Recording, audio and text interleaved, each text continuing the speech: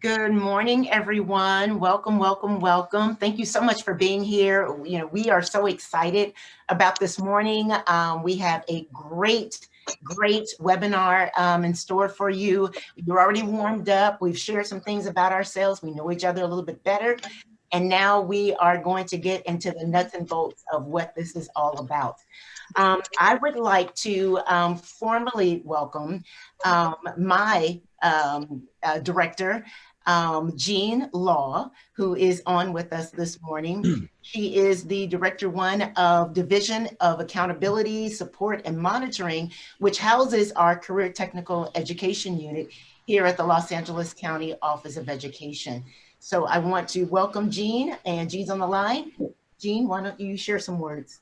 Hi, good morning, everybody. On behalf of the Los Angeles County Office of Education, I'm honored to welcome everybody to this Intro to Cybersecurity's Careers Conference today. We have an amazing cross-section of professionals who are gathered here to learn more about the exciting and growing field of cybersecurity. So as we've all been experiencing over the past months, our students are reliant on technology to access the curriculum and learning and support. We as employees are so dependent on our technology to make sure that we are able to do what we need to do. So building and maintaining these safe cyber systems sort of relies on our collective ability to train and inspire the next generation of specialists. So as we look around the room today and we see how we are building community partnerships, collaborative networks, we have folks from all around the region, not just LA, but surrounding areas and out of state as well. I think we're here for this common goal of really trying to identify these new and exciting careers for our students and support our communities. So here at LACO, we do a lot of professional development and training. So we look forward to hearing your feedback after today's session so that we can continue to design and offer the professional development that really is going to reach those professionals that are working in the field and impacting the students in the communities. So without further ado, I'll turn it back to Gina, and I wish everybody a wonderful conference today. Thank you, Jean. So there you have it, everyone. A warm welcome to you. Again, we always encourage you, have your coffee, your tea, your frappe, your latte, and we are going to get started. Angela, I'll turn it back over to you. Sure, I think Bob is going to make a quick introduction first. Okay, that's good. I will share with you my screen here. If I could share my screen, Gina. Is that good? And I'm hoping you can see the program that I'm going to put up. There we go. Can anybody see that program? Okay. Before I get started, I want to just thank Gina and Jean and the LACO crew for hosting us for this event. I think it's Sylvia, you've been absolutely wonderful, and the team, that strong workforce. Thank you so much because you came on board as a host for us. And this has been a very cross-sectional type of an event where C4C, the Councils for Computing, and Strong Workforce, LACO, and Palo Alto Networks are all involved with this cyber.org. So thank you all so very much, for making this possible. I put together, excuse me, a program. I hope we just kind of give you an overview that each session is 50 minutes. The breaks are for 10 minutes at the end of the sessions. And we're coming up to where Ashley is going to share her really compelling cyber security story. And to back up what Jean was talking about, we have here a little bit about everybody who's here. I think one of the things that happens with technology, we don't get to kind of connect with who the people are much more than what's beyond the screen. And I'm hoping that this would provide just a little glimpse into some of the backgrounds and some of the experiences of the people who are here. This was sent to you, and I'm pretty sure you have it on your desktop with your invitation. And one of the things I was thinking about with this is I wanted to give you a couple of ideas of what's happening in the world of cybersecurity. Before I go here, one of the unfortunate situations that happened with us is that a number of students got our registration form. This is a professional development event. But I will tell you, we had over 700 students who came into this website to try to register for this event. And so that really brings up a new set of thinking for us in terms of reaching out to the students who really want to be part of this. And I think maybe our next show at, or try at this, is something is working directly with the students. And I know that I'm hearing that the students are coming directly to counselors right now and saying, I need to know more about cybersecurity. And I think that was reflected in the number of students who tried to actually try to come to this event with us. We would have had about 1,000 people who had registered for this event if we had put the students in there. We will get back in touch with those students at a later time, the students who were able to register. These are the major cyber breaches that have happened in the last few years. You've probably heard about this. They make headlines all the time. When people talk about cybersecurity, I like them to remember it goes across many sectors in our economy, and you can see that reflected right here. One of the things that I'd also like to show you is that, here I looked into the BLS, the Bureau of Labor Statistics, and you see the growth is projected to be 31% in the next, in 10 years. And over here is your entry-level cybersecurity analyst salary as of September 25th, 2020. One of the things that I've really found out a lot about was how many work roles there are. When I came into this, I said, yeah, there's this tech guy or tech woman or tech person or tech whatever who's going to just take care of all the cybersecurity.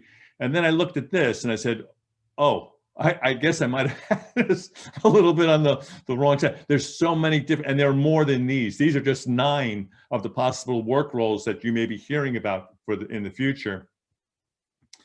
If you please stay around for our very first mini film festival. This is kind of these are videos that we're going to be showing you.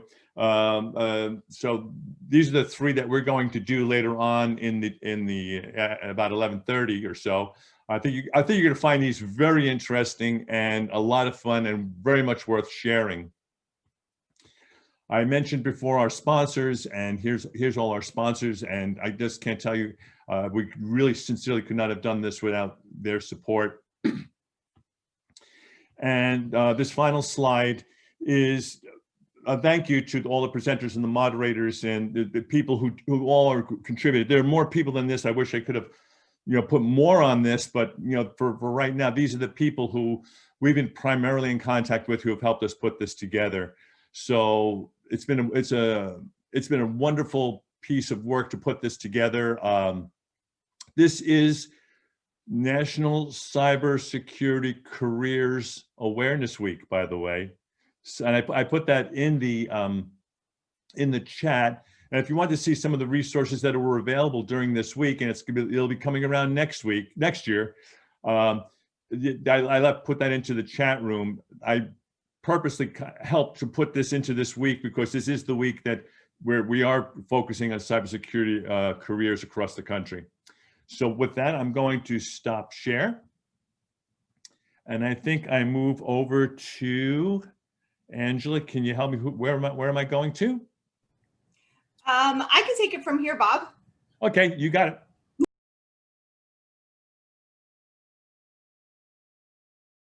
it. Thanks. Thanks. So hi, everyone. My name is Angela Cleveland. I've been a school counselor for 15 years. I'm based out of New Jersey, and I am the program director for Counselors for Computing, which is a program through the National Center for Women in Information Technology, or NCWIT.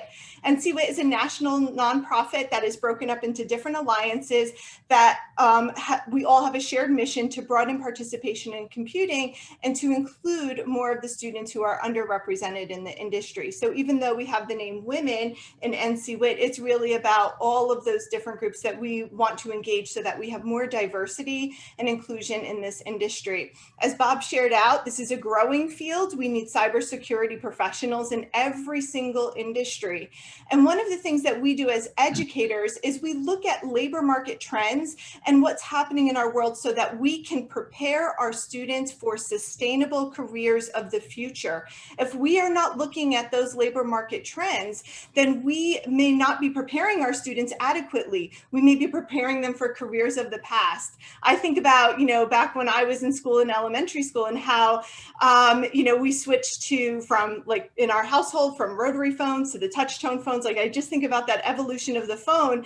And, imagine if we just said, like, kids today need to learn how to use a rotary phone, and we wouldn't be preparing them for giving them the skill sets that they need for the future. So the same thing applies today, where we are very forward looking and thinking about where our careers going, and also who is not accessing opportunities to be adequately prepared for these careers. So we don't know what the careers of the future will be. None of us have graduated with a crystal ball, but we do know that every single industry is changing as a result of advances in technology. So the best way that we can prepare our students for careers of the future is to look at that intersection of computer science, and especially cybersecurity, with every single industry.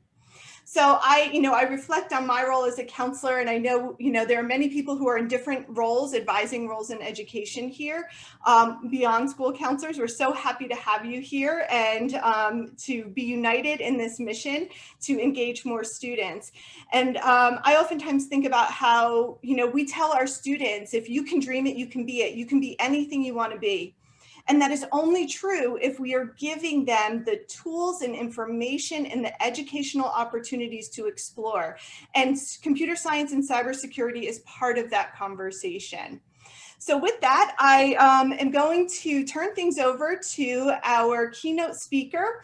I am charged with the very difficult responsibility of introducing her, and she has so many amazing credentials.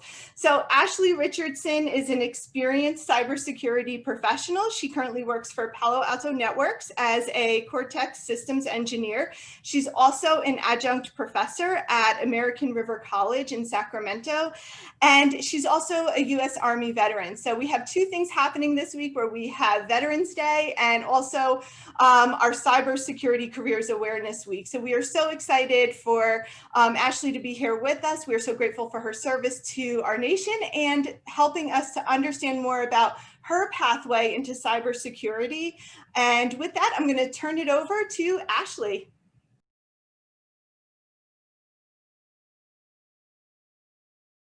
Thanks, Angela. Thanks for having me. Happy Friday the 13th, if you believe in all that stuff.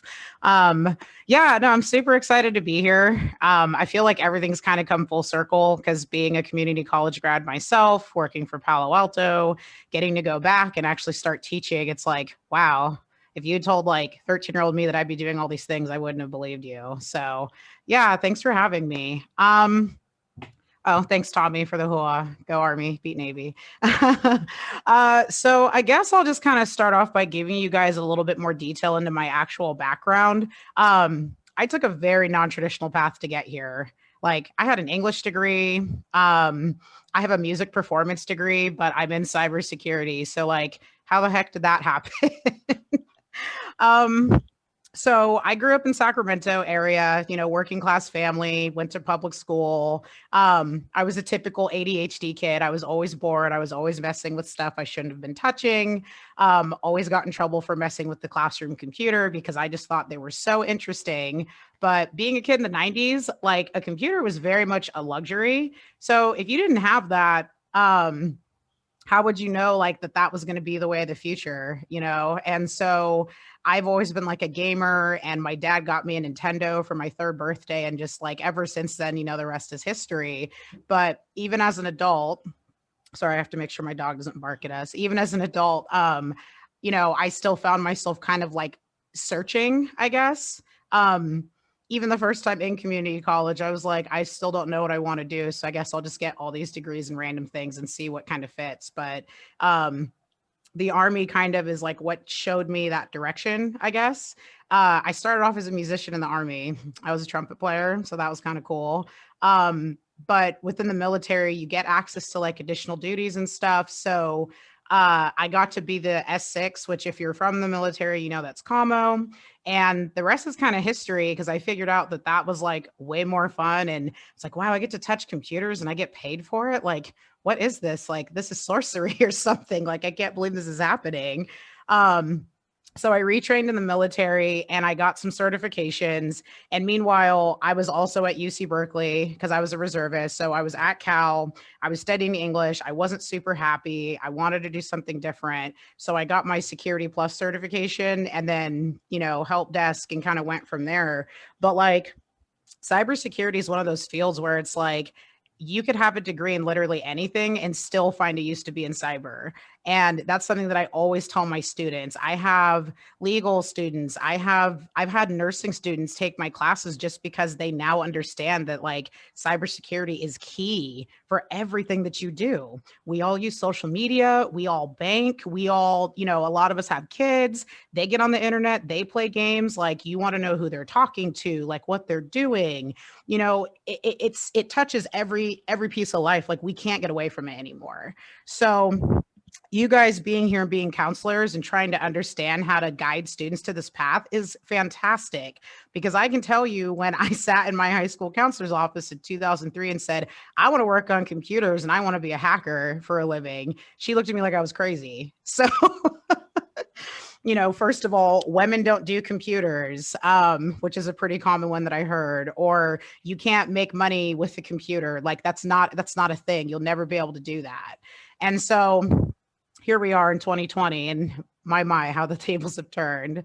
I guess, for your younger students, I teach Taekwondo also. And so I have little ones that ask me all the time, like, Miss Ashley, like, what do you do when you're not here? And I tell them, I was like, I try to protect our internet so that we can all enjoy the things that we need to enjoy. And I try to help catch bad guys. And they're like, oh, wow, like, I want to do that. Or I want to see like how the computer works, or I want to, pick things apart and see what they do. And so nurturing that piece is key. If you're discouraging your students, not that you guys are, but if you discourage your students or you say, oh, that might not be a good fit, or maybe this isn't for you, you're potentially, turning away an entire generation of students that could change the world. So I guess the big takeaway, at least this morning, is just make sure that like, if there's an interest, find out ways that you can stimulate that interest. You'd be amazed like how many 10, 12, 13, 14-year-olds actually really care about how safe we are on the internet. And then again, with questions, feel free just to like pop on or put them in the chat. So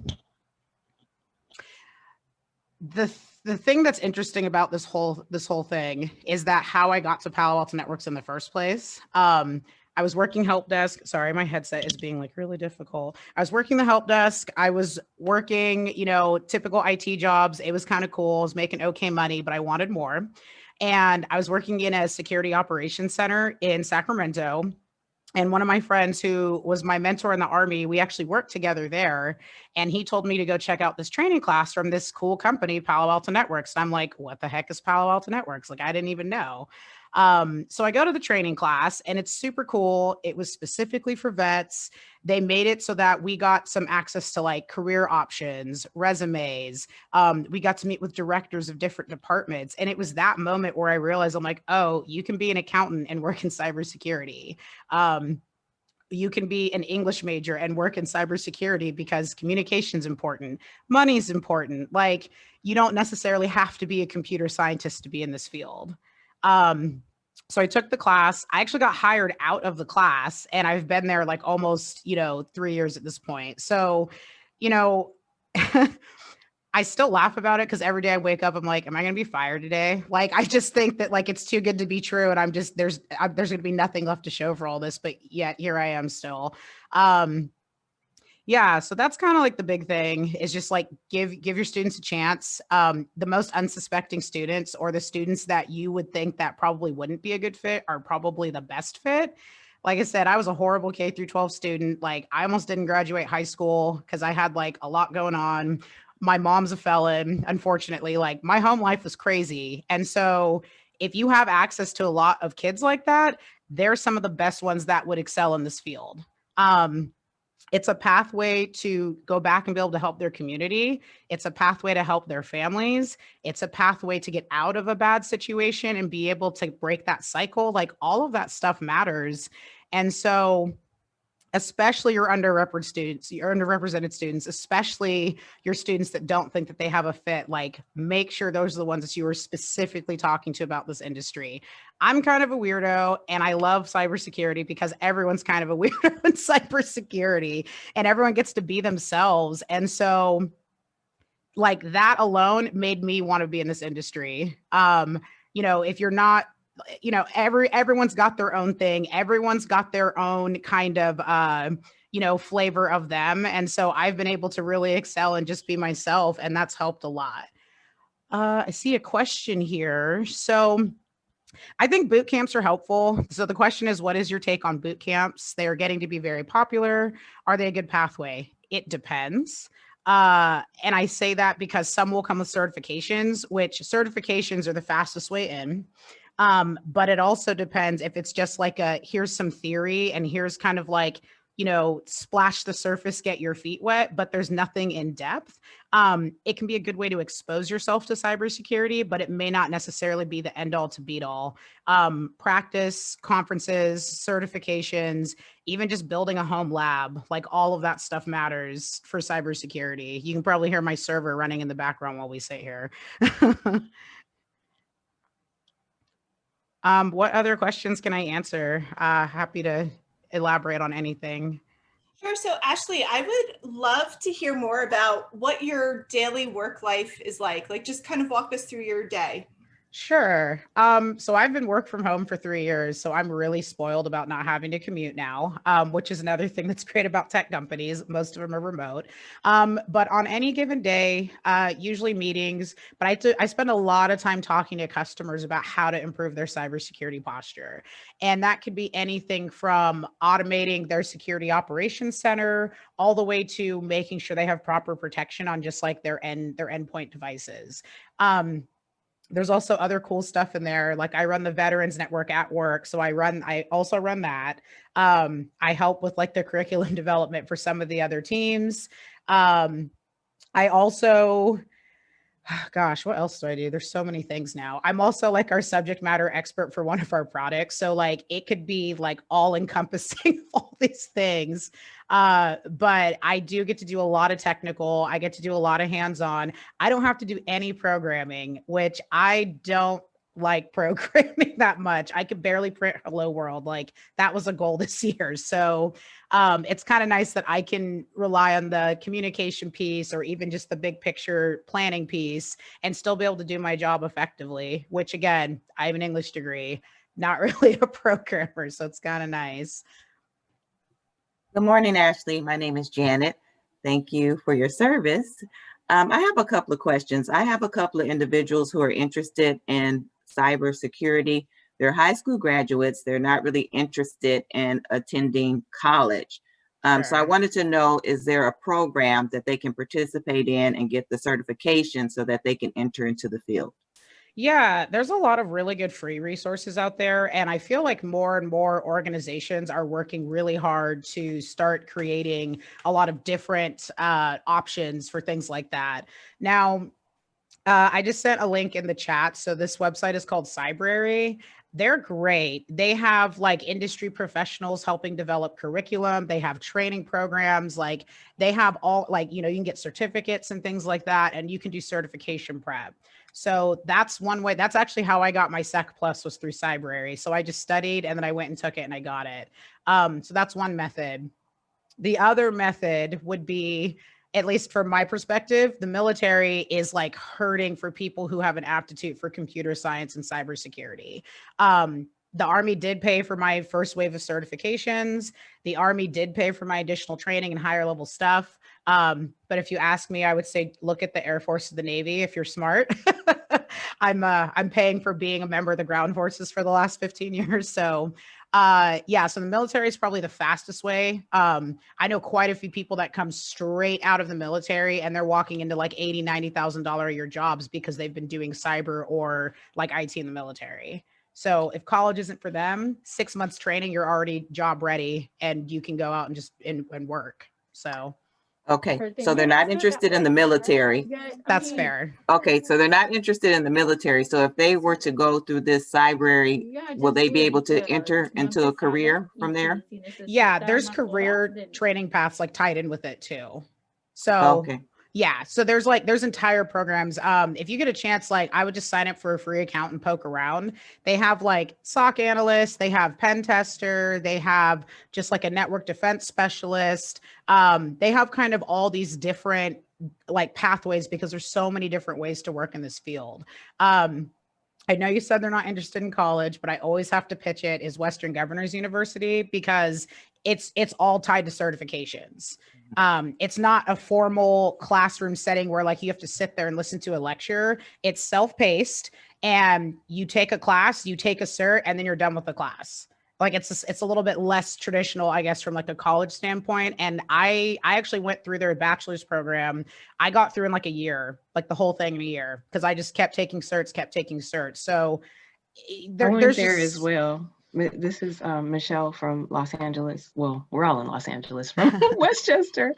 I went there as well and I loved it. It was like you pay one fee for 6 months and you take as many classes as you can take in that 6 months. They program you with 4, and then if you're done with those within your 6-month window, you can pull other classes in from the upcoming semester and save money. I didn't have to pay for books. It was totally at your own pace. It was fabulous. What's the name of that school? Western Governors University. Western Governors. And they're accredited and all that stuff too. So financial aid is supported and GI Bill and all that kind of stuff. So yeah, it was awesome to go back and have to get an actual technical piece of paper because I had certs that counted towards my degree program. So I only had to take like 8 classes and I was done. So that was kind of cool. Hi, I had a quick question for you. Hi, I'm Edwin. I'm actually from Orange. I'm actually from Orange County. I keep hearing you say certs a lot. We have a computer science program where we like focus only on certs. Like we do like the comp TIA, I think is one of them that we do, or the I think it's the help desk. We partner with the community college. Is that what? So what you're saying is that would be enough to make them competitive? You know, because we always try to tie in college, but I'm just thinking. I think your audio is a little bit choppy. How to now counsel them with one of these certificates. So I would say that the best combo is always like certifications plus experience. So doing something like getting your A+ or getting like your Net+, if that gets you an entry-level job, you can work while you're completing those other certifications. I got hired to Palo Alto with an associate's degree and some certs. And most of the jobs that are listed on their site say bachelor's or higher. However, certifications and experience, like a good employer will look at both. Like a bachelor's isn't necessarily like it checks the box for HR, but if you're technically talented and you can show those certifications, you can show work experience and at least, you know, that foundational knowledge with something like an associate's in like cybersecurity or computer science, that's enough for a lot of employers. And that's enough to at least show breadth of knowledge to at least make it so that you can get your foot in the door and then potentially grow and train and learn. Cause that's what I did. Like I was still very green when I started and Palo Alto invested in me. What would you recommend be good certificates to start with? So if cybersecurity is like the end all to beat all path, or if you want to get in, especially working for like the government, Security Plus is like the baseline certification. And 9 times out of 10, just by having that, you'll at least get your application looked at. That's probably one of the most important ones you can get from like a foundational sense. A+ and M+ are great. But that's more like an infrastructure track. If you specifically want to do security, I would say start with Sec Plus because that test by itself will tell you if it's for you or not, because it's not an easy one.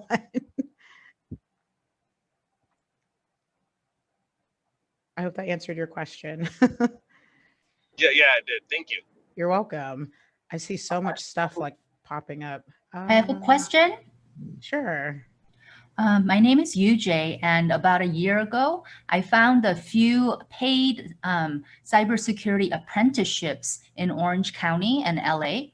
And I, looked into it with a few adult students, and it turned out, one ran out of funding and the other one, somehow they weren't responding. And so we were kind of discouraged, but we're still looking. Do you know of, real opportunities that are, really open right now? He's still looking. And so, we looked on, it was California apprenticeship website where you can do a search for every county. And there were 2 that had popped up. And anyway, so that's how, that's where we got started. And that's how we got connected with Coastline College, because they were the one that had the governmental grant, but they had just, they didn't get refunded. So that one closed. And then the other one was actually at a tech company in Irvine, but somehow they didn't respond. And one out in LA County, that one somehow, I don't, anyway, so just, we're still looking. Okay. I'm up in Sacramento, and I know that like the state of California, at least at like the capital, they're actively trying to get like more folks. Yes. I've been hearing a lot from a couple of my friends in the state that like the student assistant positions in like IT and cybersecurity are a great way to get in, especially while you're still trying to like cut your teeth in the industry, so to speak. The other thing that I would look into too, a lot of organizations within the federal government are now looking to try to start just flat out training people because they can't get enough people. 17201. Oh, someone's about to get a message of this whole conversation. But yeah, so it's tough right now. And I think especially with COVID, it's kind of like throwing a wrench in stuff, because that face-to-face, kind of interaction, being able to get like, ask those questions and get hands-on, it's kind of lost right now with us being in this remote setting. And I think a lot of folks are struggling trying to create the situation where they can still get the information across and still have folks be interested, maintain interest and stuff like that. So I've had to get really, really creative with some of my classes. Like I've been using like Kahoots and stuff just to like keep interaction going and keep people moving. But yeah, I would say keep looking. Stuff pops up all the time, I've noticed. Like I looked yesterday, there was nothing in Sacramento. I looked today, there's like 2 more apprentice programs that they're trying to like open and start. So do you have certain websites that you search on? Where else can I look? I mean, we've done kind of general searches and mostly on that apprenticeship websites, but if you could think of any specific sites that you regularly look back at, please let us know.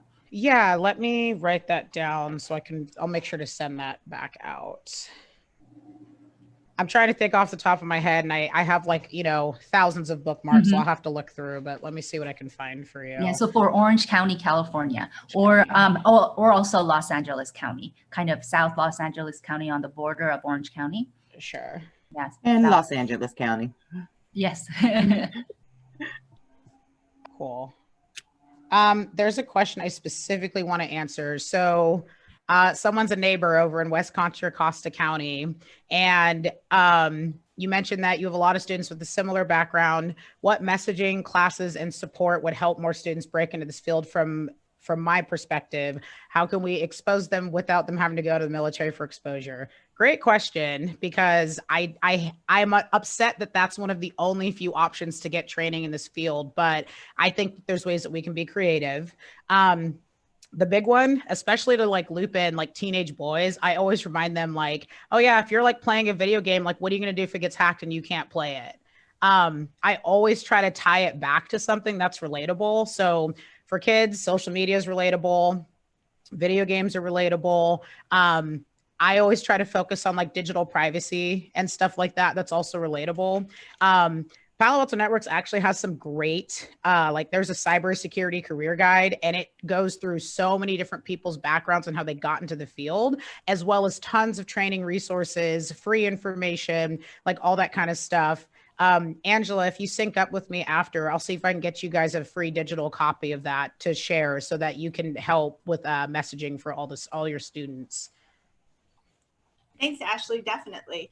I want to combine a few questions that I saw much earlier in the chat. First of all, I just want to say I'm loving this engagement. And there were some folks who were asking just, you know, when you shared about your background, and we work with students who have some very difficult internal and external challenges in their life. So thinking about those students, if you were to chat with them about career pathways or educational pathways and careers in cybersecurity, what might you say to those students? Yeah, so I have a student that I mentored in Taekwondo. I won't say the name just because his privacy and stuff, but both his parents were locked up. He was living with his grandmother.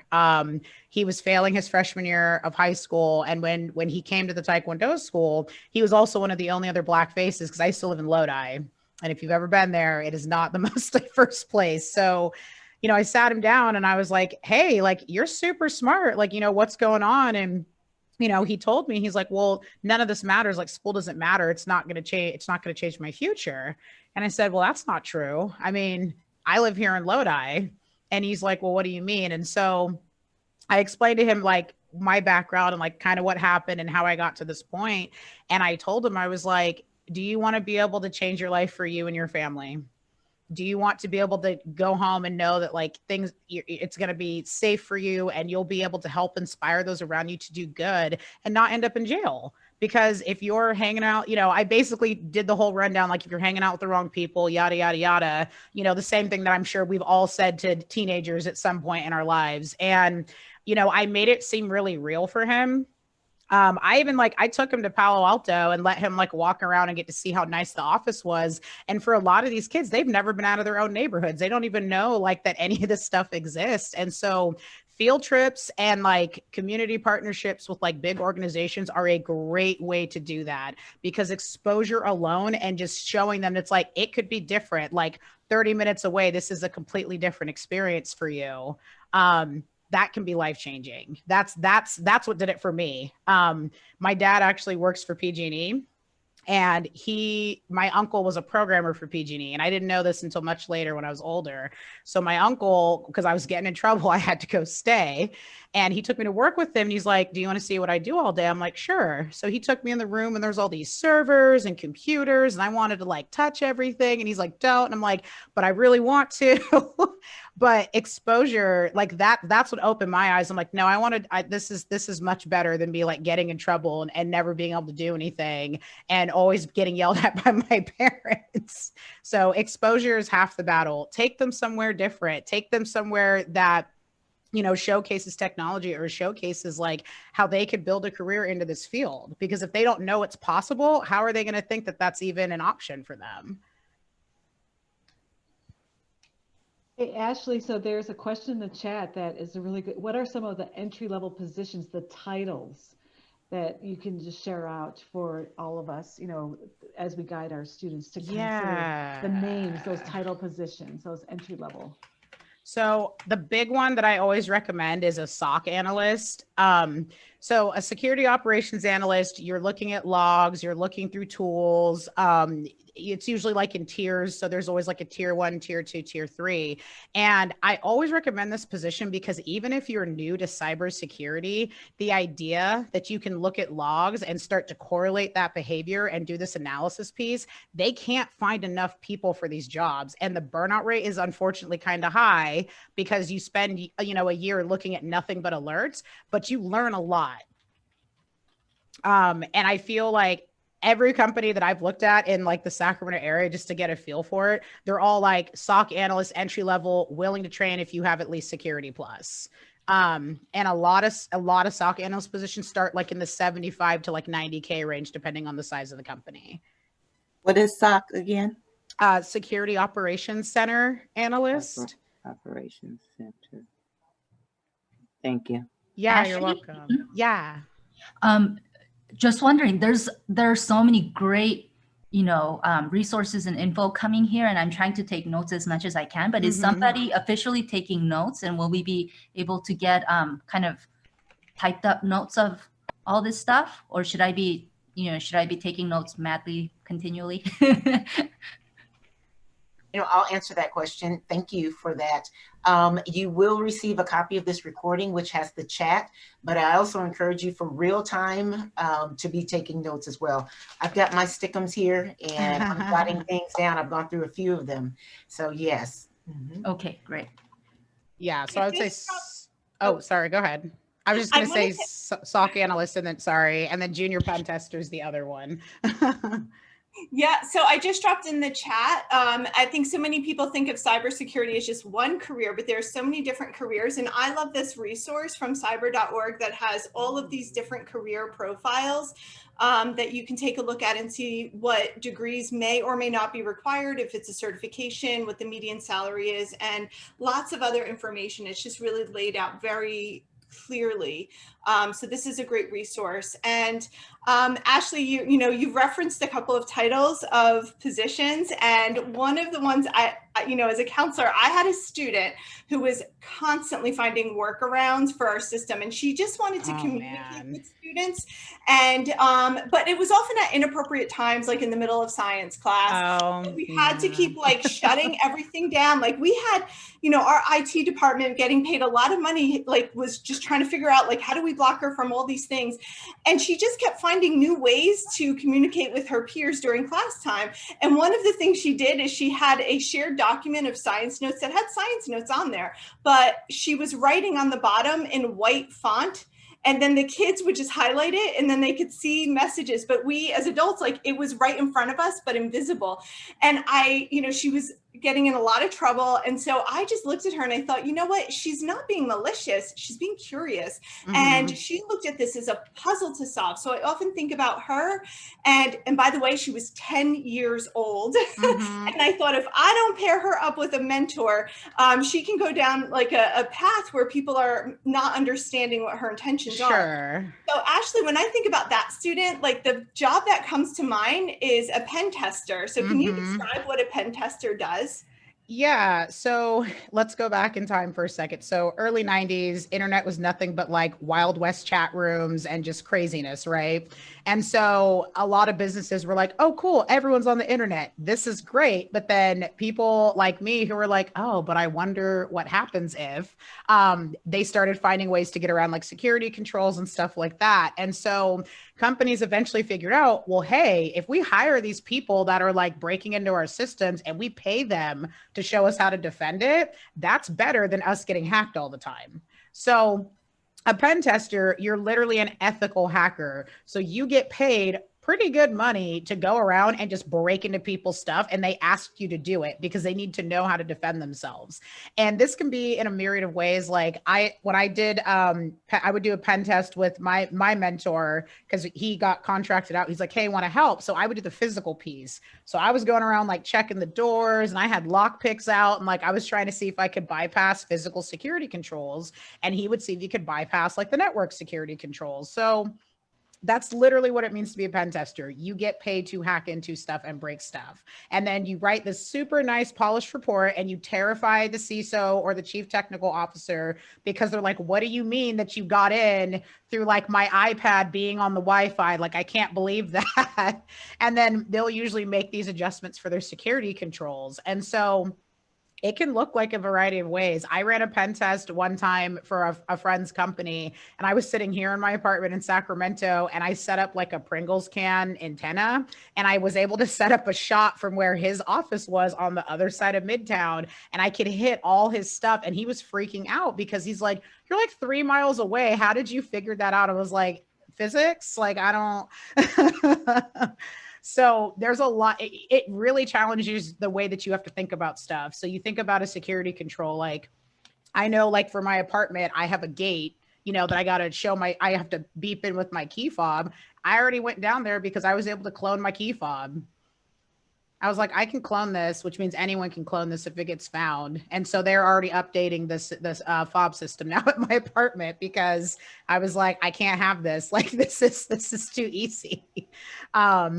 So yeah, like I think that way. And it sounds like that student you're thinking of, she thinks that way because she's like, oh, well, that's dumb. Let me just see like how I can get around this.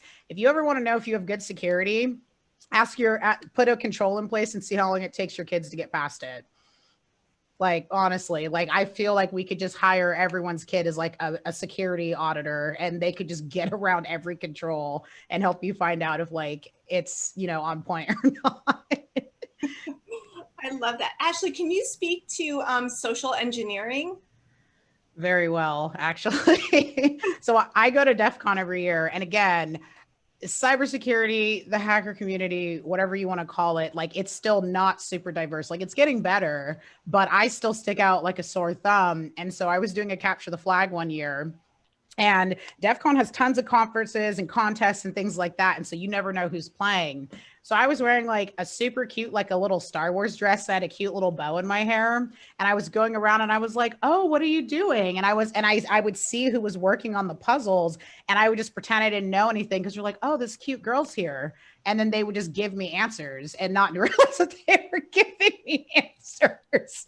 And so later I get back and I'm sitting in the contest area. I'm just like, thanks for that. And they're like, oh no, you were playing? Like, oh God. So yeah, social engineering is super effective. Your kids all socially engineer you, by the way. You all get socially engineered by your kids. Oh, I don't want to have to clean my room right now. What if I do it later? Oh, I promise I'm just going to this friend's house. We're only going to be gone for a couple hours. Oh, but I really don't want to have to share that toy in the sandbox. Are you sure I have to? Like, kids are true social engineers. And as parents, we probably don't realize it half the time. Ashley, can I start in real quick with this question? Can you hear me? Please. Yeah, please. Okay. So yeah, I heard you answered a lot of my questions earlier because I was about to ask you what were some of the potential challenges of even being a woman in color getting into this industry. So my question now would be, what would your advice be for students that may not have that type of exposure that you was talking about, or maybe part of one of those demographics that are not white males? Nothing against those demographics, yeah, but absolutely. what's the advice for them trying to, especially from a high school level, really get into this industry?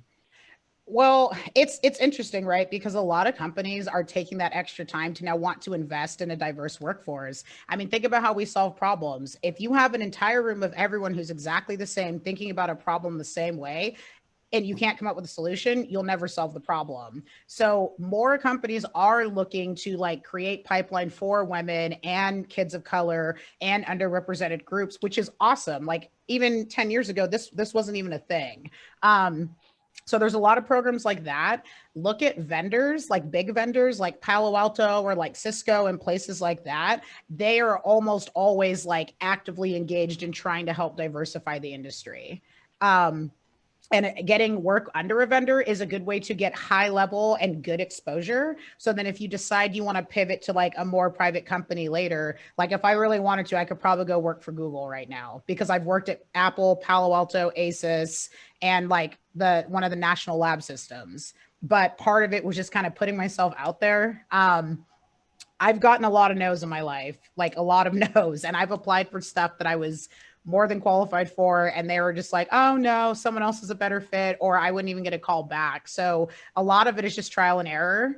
But because we're looking at what, like a 3 million job, like overall shortage of talent, the best thing they can do is just go for it. Okay, thank you so much. Yeah, no worries.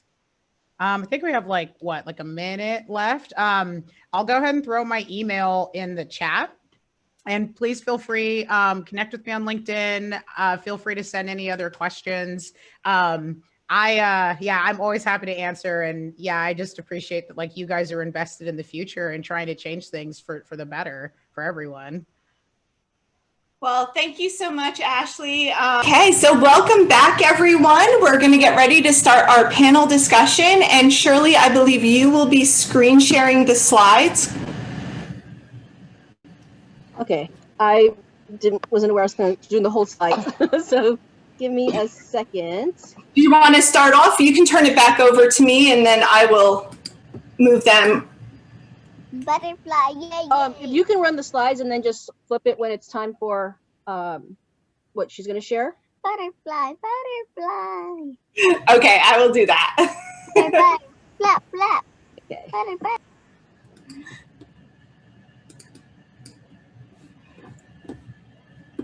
Okay, So welcome back, everyone. We're really excited to have this panel discussion with a wide range of students.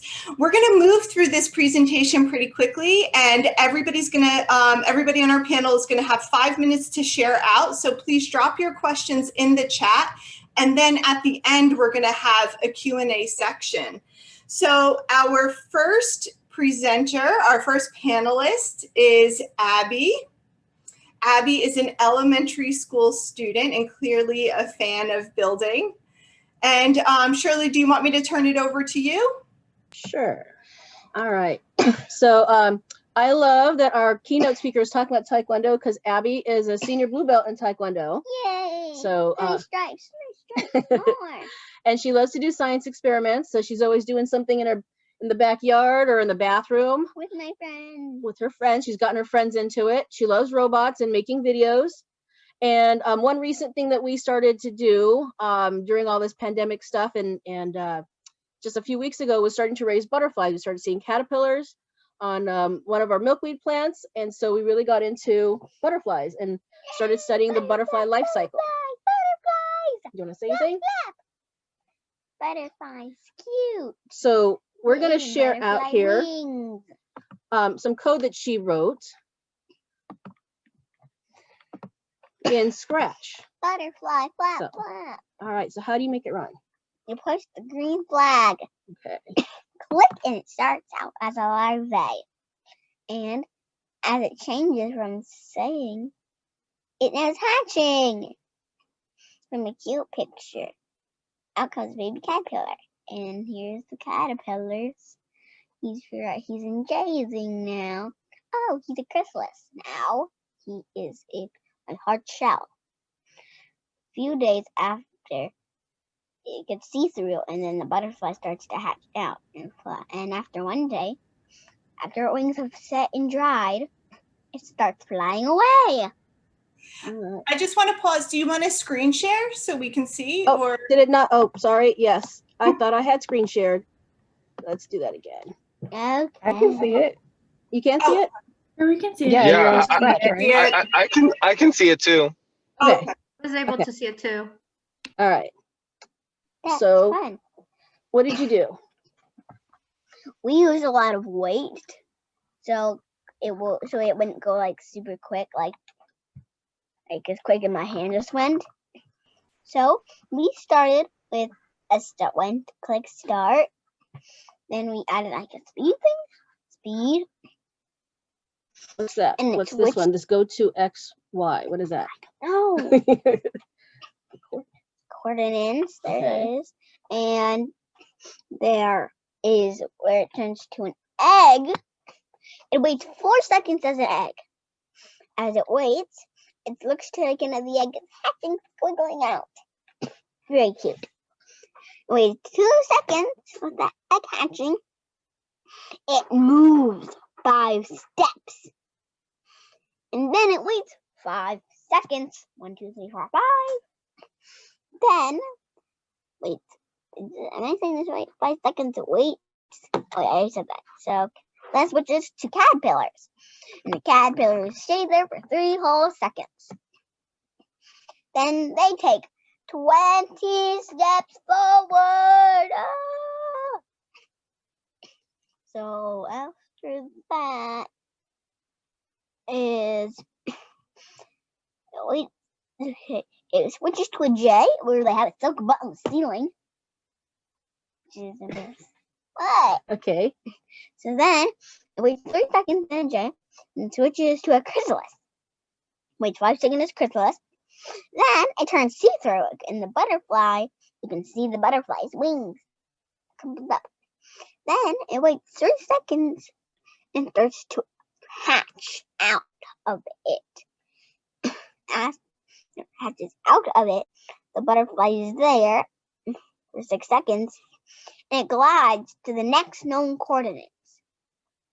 The top of the ceiling. So did you have fun coding it? Yeah. Do you think other kids should learn how to code? Mm-hmm. Why? Because coding is everything. Computers are made out of code. The machines that don't build machines are made out of code. because machines are used to make crayons, so humans don't need to do the work. Clocks are made of code. Everything almost is made out of code, except for tables, floors. Even houses could be made out of code, because it takes a big plan. And to add, the areas where there's electricity, it requires holes in electricity to use coding. And did this work the very first time you made it exactly the way you wanted it? Almost like a pinch back. Okay. And so what did you have to do? I just need to add it to glide quicker. Done. Okay. Anything else you want to add? Anything you just want to tell these people about kids and coding? Anything else? Coding is glitter with science. Okay. Magic's coding with glitter. All right. Thank you. Peekaboo's Abby, there's some questions. Do we want to take questions now or at the end, Angela? We're going to do them at the end. Okay, thanks. Shirley, before we move on, can you just share, as a computer science teacher, a mom, former software engineer, you know, a little bit about engaging students at a young age? Nope, you're not following today. So yeah, I taught computer science for high school. I teach computer science high school, and I was a software engineer before I went into education and became a teacher. And so I really wanted to make sure that, you know, my daughter knew how to code and knew that it was important, because it was something that I loved, right? And so there's lots of different hands-on toys that are screen-free that you can engage young students with. And even I find that when I was getting these things and I would play around with them and have my high school students work with them and see like, okay, what can you do? And they loved it. So it's just another way to have that tangible thing, so that, you know, they can see the critical thinking, right? The computational thinking, the experimentation and the algorithms like come to life. And so it really warms my heart when I come into like her classroom and I'm trying to do an activity and she really wants to take over. She wants to teach her classmates. And so essentially I have a built-in TA when I go to her class, because she'll be able to relate it to her classmates and she'll be able to break it down for them. And so when I'm at a loss for words of things for some coding stuff, she actually fills them in for me, which is awesome. But yeah, I mean, I really do believe that kids of all ages can access this. It doesn't matter what their backgrounds are, that they are just the exposure, as was mentioned earlier, right? Exposure is important so that they know that they can do it. I've had students from her class, from a previous class, that when they would see me rolling up with my little wagon with robots, were disappointed that I wasn't going to their class because they wanted to code. And, you know, to have especially little girls say, well, can you come to my class? Because I want to do the robots and I want to code, you know, I think is really a testament to the fact that if you just give them the chance, any kid the chance, that they can run with it. Butterfly wings. Thank you so much. I really enjoyed hearing from Abby and from you, and I love that you connected it to an area of interest. So with that said, we're going to move on to Brant, who is a middle school student. I'm going to turn the program over to Brant and his mom, Andriana.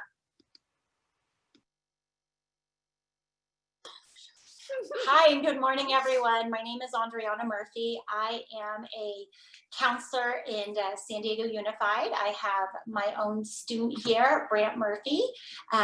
He is a sixth grader at De Portola Middle School, and my daughter, eighth grade as well. I also have a first grader at home. We are doing all things distance learning and making the best of this Friday the 13th. Lots of activity in my household. We've got dog barking and all sorts of, you know, gardener, you know, just the way life is. So my role as a counselor, we call it in our household, I'm mommy counselor, and my husband is a detective daddy. So my husband's in law enforcement and did a stint for a bit with internet crimes. And one thing that I've always thought was very true is I love to hear directly from students, even if they're my own students and my own kids. I think what they say can really give us a lot of insight into how we as educators can move forward with programs. My kids have only heard these questions once, so what they're going to give you today is just true, honest answers. A little that have made me cringe because as mommy counselor, I want the best answer possible, but you're going to get exactly what they're going to share. And I think the takeaway I think from having these two speak today is one thing I know that I've done as an educator and a counselor is I assume, which we all know what happens when we assume, but I assume because my kids have grown up with technology and they have the devices that they already come well versed with that information. And you'll hear in a second that that doesn't always pan out. So with that being said, we'll start with the first question, which I'm going to pose to my son, Brant. And the question I have for him is, what does cybersecurity mean? I think cybersecurity means being safe online. All right. For my daughter, what does cybersecurity mean? It means being safe on the internet and not giving away your information. All righty. Our next question that I have for my students is, what type of jobs do you believe are associated with cybersecurity? So Olivia, you go first. The FBI and the bank. All right. And Brant? So technical support. Now I'm going to give a little nudge. These cards, I believe, Angela, were they given in our to-go packs this time around? The participants will receive some resources afterwards, but these are available to download for free as well. Perfect. So for what you can see, these are cards that do have careers with information on the back. So after I had practiced and I heard FBI, I said, there's more, children, there's more. And they just kind of smiled and said, really? So I quickly gave them the cards. That's how my son knew that there were some other opportunities thanks to these cards. And then 2 minutes ago, he handed them to his sister and said, you better read these because that's a question on mom's report here. So they're learning. All righty. The next question I have for both my children here is, what are some activities that you would want to do in each of your classes or subjects that would relate to cybersecurity? And I did tell my son he has a music class right now. So I said, could you think of a connection with your orchestra class and cybersecurity? Some. Do you need me to say that question again? Yeah. So the question that I have for both my students, but I pose this because I think sometimes students don't connect that subject matters have opportunities within them in this particular field. So my son is currently in an orchestra class, which right now is online. Everything for us right now is virtual. So how would you connect some cybersecurity with your music class? What could a teacher possibly teach you that would help connect those two? To like be safe online. If you're on Zoom and something doesn't seem right, you should tell the teacher, and the teacher should teach you about like cybersecurity. Excellent. And Olivia, can you think of something that you would share within a subject area? I think that the teachers should explain that when you're signing up for different websites, to make sure you don't give away information that's too personal. All righty. I'm telling my children to talk really loud. I'm shouting. Hopefully everybody can hear them. Okay. So the next question I asked both my children here is, how would you explain cybersecurity to your peers? All right. So Olivia, we'll start with you because Olivia is in the 8th grade and it's the world of social media with these middle school kids these days. So what would you say? I would say not to talk to strangers and to make sure you don't give information away that's too personal. Do you think your friends follow your advice? Yes. Oh, okay. Well, that's news to me. All right. Didn't think that was going to be the answer. When I tend to carpool students or children, my own children and their friends to minimal sporting events, but whatever I'm carpooling, they know they get counselor mom grilling them left and right. So I did have some cybersecurity talks yesterday with a couple girls in the back, and they were surprised. They did not know some of the information I was sharing with them Again, we assume students know everything when we hand them devices, and the truth is we really need to educate them along the way. All righty, my last question, which is always my favorite because you never know how the answers are going to turn out, is, oh good, that's fun. What would you want your teacher or counselor to tell you about cybersecurity? So Brant, go ahead. I would want to be taught more ways to be safe online and things to look out for to tell teachers when you're online. All right, and Olivia? I would want to know like different websites to stay away from, and I would want to know more information other than just not giving away information.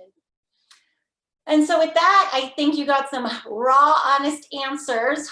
As a counselor, my heart obviously sank. I want my own children to know of all these fantastic opportunities in this particular field that are in all sorts of industries. We had a nice conversation in my carpool about hospitals protecting patient information, banks protecting information. We heard today on the gate fob protecting information. We've transformed our house to some extent to have some, oh gosh, what do we call it?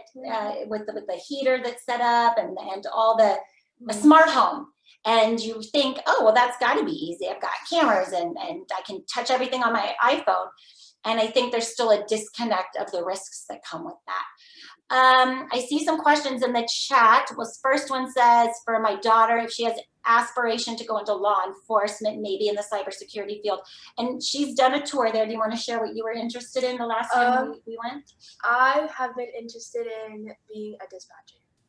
So there's definitely some things within dispatch that would involve security and such, okay?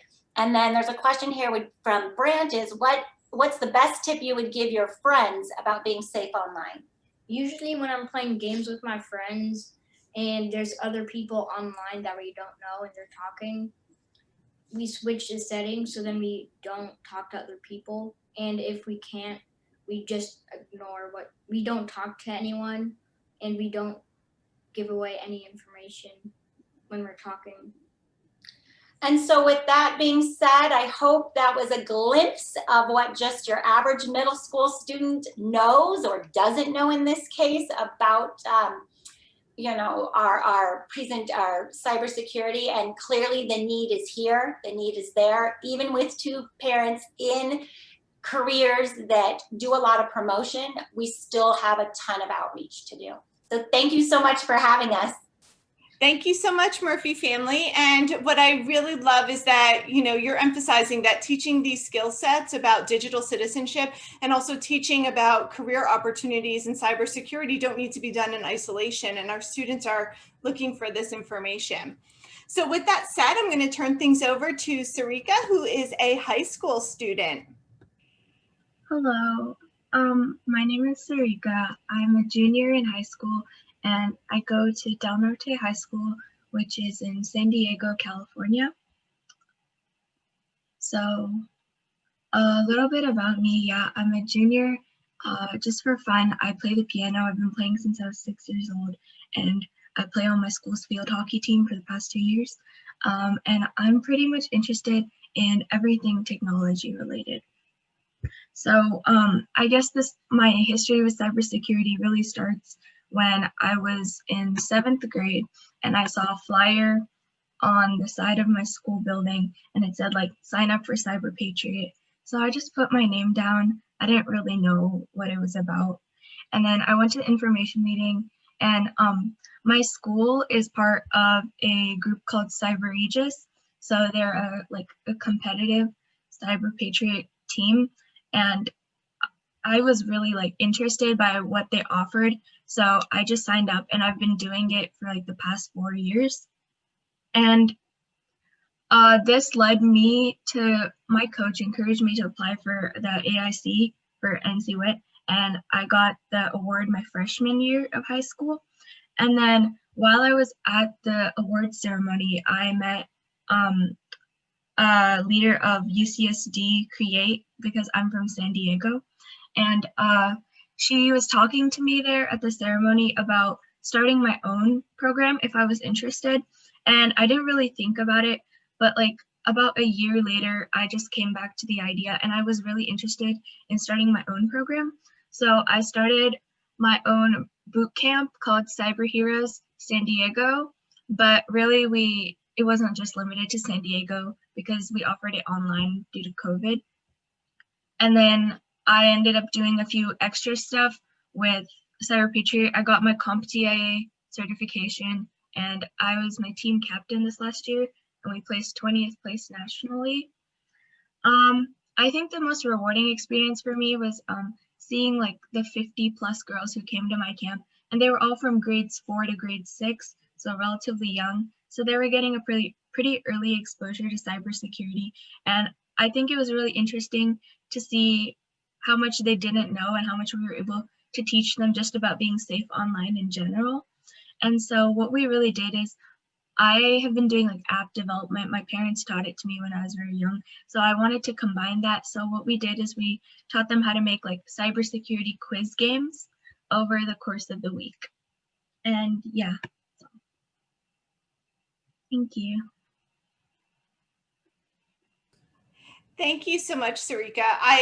I love the logo, first of all, that's fantastic. And what stood out for me when I heard you was that this all started with you just happening to see a flyer. And, that was very fortunate, but I feel like we now hearing that know that we can have more intentional effort. So it shouldn't be something that's, just an accident that you happen to see, a lucky accident, but we want to make sure that we're providing these opportunities for everyone. And I know that, you're a role model for that because you have not just learned more about cybersecurity, but you're giving back to other students and sparking interest. So thank you for that. Thank you. Our next speakers are from the community college level. So first up, we have John. Hi, everyone. My name is Jonathan. John, go short by John. Can you hear me okay? Yeah, okay, cool. So yeah, I'm from Los Angeles area. I'm a college student, a community college student. I attend Los Angeles Mission College, amongst other colleges in the district. And this is my last semester as a cybersecurity major. I actually have a job interview coming up, my second one within the last 2 weeks. Related field, it's a cloud consultantship. It's like an internship with Accenture. So it's definitely like on the path to like my cybersecurity goals.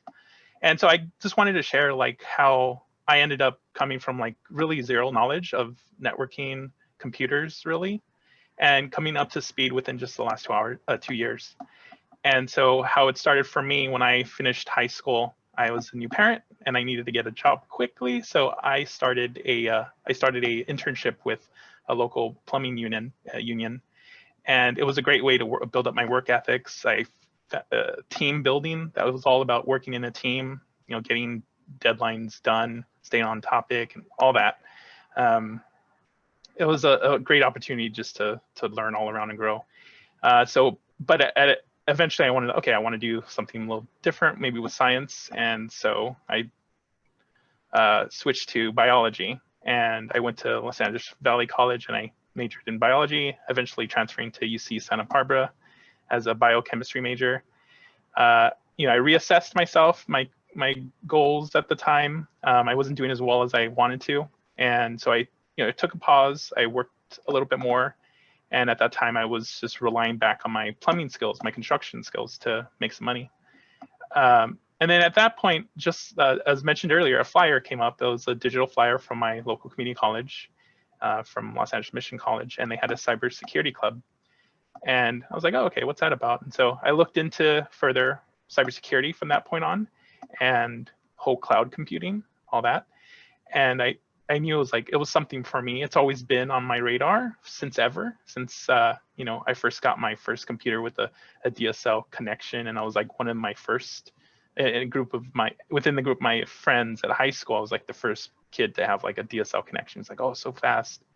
And programming has just always been there. Networking hasn't really, but it was mainly like programming. That's where it started coming up. So I came back to it, and I enjoy where I'm at right now. I'm so like enthusiastic about my options in the future. I'm like excited about where I can go with my major. like I said, I had I had a job interview just last week, and I have another one coming up sometime this week or next week. And I currently have I have 2 certificates, an AWS Cloud Practitioner certificate, and my Security Plus, which is to come soon, probably within the next month. I still have to sit for it. And so I'm also the club president for Mission X, our local community college's cybersecurity club. And I found that it was already established, but it hadn't gone official. And so I was just part of the team that got it official with the club, with the ASU, the Associate Student Organization of the college. And it was a challenge, but we got it done. We got our members in. We're about 50-20 ratio, men to female, 50%, 20%. And our ages range from like 18 to 40, late 40s. And I think our average is about 30 or so. And a lot of students come from high school, or some students come from the Cyber Patriots who are like exposed to that all in high school. And so they kind of like have they know what they got to do to secure a system or like explore a network. And it's great to see how they transfer those skills into like what we're doing at the college level. And so as the club president, my job is to like, push like what we can do as a club, what our training can turn into. And so that includes multiple like competitions, and they've been great. We just finished up one called the National Cyber League. It's every semester. There's another one coming up, Hack the Box, and it's more pen testing kind of related. Super fun, a lot of fun, a lot of teamwork. So it's a great like building exercise, the team building exercise. And finally, my goal is to transfer to university. If I don't get a job before then, I'm looking to CSU San Bernardino or UC Irvine as a transfer in the information technology. And yeah, that's me. Thank you so much, John. I really enjoyed you sharing out, especially about the fact that you didn't have all of this previous experience and were still able to find this pathway later on, as an adult. So I am at this point going to introduce Jeremy. He is also a community college student, and Jeremy and John are friends. Jeremy, the floor is yours. A quick mic check. Can you guys hear me? Yes. Good morning. My name is Jeremy Stone. I have a CompTIA A+ certificate and a CompTIA Security Plus certificate. And I also just got my Cybersecurity associate's degree from Los Angeles Mission College. And I'm also part of the Los Angeles Mission College Mission X Cybersecurity Club. Just want to start from the beginning. When I was a kid, I was in 6th grade, and we had Apple computers at that time. And there was 2 games that we played. One was called the Oregon Trail, and the other one was a truck game. I don't remember the name, but you were a cross-country truck driver. And that truck game was kind of like a command line based, meaning there was no mouse, just keyboard, so you could just type stuff in. So you'd have to type in like, stop to eat or stop to get gas. And so one day I got curious and I started to, think outside the box, and I tried typing other commands just to see what would happen. And a lot of times you just get an error because it wasn't accepting the input. But one time I typed in kick the truck. And when I pressed enter, I got surprised that I got a response. The computer said, ouch. And a spark of imagination and curiosity lit inside me. And I just knew that there was something more to these machines than what it was showing. And I remember standing up and looking around the room at the other computers and thinking, these things must be able to communicate with each other somehow. And, as time passed, I lost the spark going through middle school and high school just because there wasn't much support for computers in that way. But, fast forward to when I turned 18 and got my first job as a reservation agent, working for a place called Primetime Shuttle. We used a basic DOS system. Again, it's just a computer with no mouse, just a keyboard. and that's how we would input data. But one year, this company decided to upgrade 2 of their computers to a Windows-based environment, which is what we're all used to now. You got a bunch of graphics, a mouse you can click and move around. So I was one of the few people selected to test out those new computers before they replaced all of them. And, you know, I was curious. I had never seen a Windows computer like that before, and a mouse and all that. So there was all kinds of stuff you could do. And, you know, I would click around and click everywhere. And some places were blocked, others were not, like video games. And I would end up playing video games, and I learned how to minimize the screen, and, you know, just in case I had to take a call or if a supervisor came by, you know, I just minimized the screen. It looked like I was doing my work. One day I came in and noticed the games were moved all of a sudden. And so my curiosity drove me to poke around some more, and I found where the games were hidden, and I was able to continue to play. Now, one day the system administrators came to my cubicle and they asked if they could have a quick meeting with me in the server room. And so when I showed up to the meeting, there was the 3 network administrators sitting there with the office manager, and they asked me what kind of training I have had with computers, because they told me that they had been monitoring my activity and thought I must have had some kind of training. When I told them I had no training, I was just curious. They offered me the role of an assistant network administrator, and they began teaching me and training me. And that is when the spark came back, and, you know, I just became obsessed with how the internet worked at the time and how all the computers were communicating, just like I dreamed of when I was a kid. You know, for the past 2 years, I have been at the Los Angeles Mission College, working with the Mission X Cybersecurity Club. And in this club, we participate in cyber competitions like NCL, which stands for National Cyber League. We also play around with PICO CTF. It's a Capture the Flag event, lots of puzzles and problem solving, as well as Hack the Box.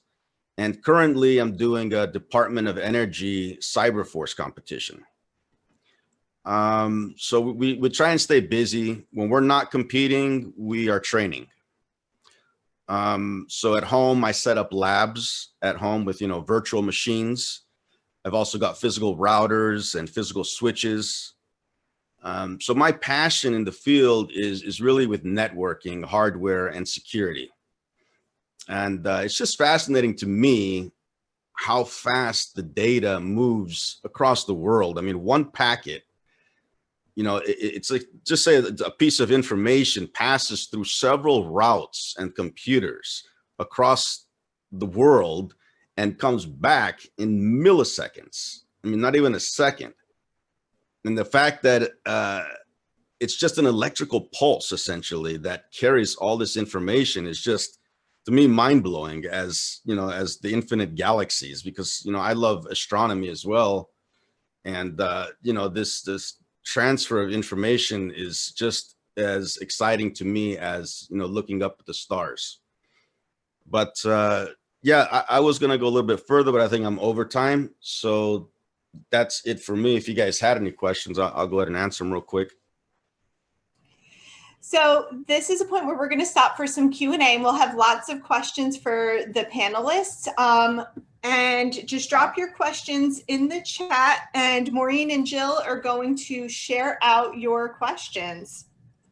Yeah, oh gosh, there's so many questions. So some of the, I'm kind of going in reverse. I see some questions about, just one of the questions, like code.org, how helpful or valuable is offering those kinds of opportunities at the school, in your opinion, for getting that introduction to coding? Was that question for me? That could be for really either any one of you, all the way, you know, all levels. So I know for a fact my son uses it, who is in high school. He's 12th grade, and they're assigning it now because of in his app development class, and he seems to like it. Yeah, it's it's great. It's a great resource. I have a question from someone that said many of their students were not tech literate, and they were wondering how literate do you have to be to go into anything IT, cybersecurity related? I would just say that, you know, it's not, when you get in there, don't get nervous, because they'll have like four names for the same thing. So you might get confused, but, you know, just trying to remember that, you know, there could be more than one name for something. I can't think of an example right now, but, you know, we use, you know, different names. So the literacy, I don't know. I don't think it's that important. You'll find it on the way. I would agree too, because I didn't come from any formal training in computer science whatsoever. And the networking part for me was a little difficult, but you definitely pick it up because you know, go at it every day. Great. So this is another question, thinking back to your high school self, and for our high school presenter as well, I'd love to hear from you. The question is, what advice could you give to a novice high school student who might be interested in a cybersecurity career? So thinking back to, and maybe I'm just wondering, Sarika, if you could speak a little bit about maybe someone who gave you some advice and others as well when you were thinking back to your high school self. Yeah, definitely. So we do recruiting for our Cyber Patriot season every year, and something we hear a lot is like people are afraid to join because they think they don't have enough experience. We try to tell them that you don't really need any experience. You can learn everything. We start from the very beginning, and it's all about like how much work you want to put into it. Like you really get out of it what you put into it. And I think my Cyber Patriot coach would definitely be one of my biggest role models for that. He's provided a lot of support for like giving resources and like just encouraging like an environment of competition in a healthy manner. And definitely my parents too, because I grew up in like a house surrounded where like I'm encouraged to try like technology and stuff. And in my community, like I've never felt like because I'm a girl, I can't do anything computer science related. So I know some other communities there is that, but I'm very fortunate to not have experienced that. So I just want others to know that like you don't have to like play into that.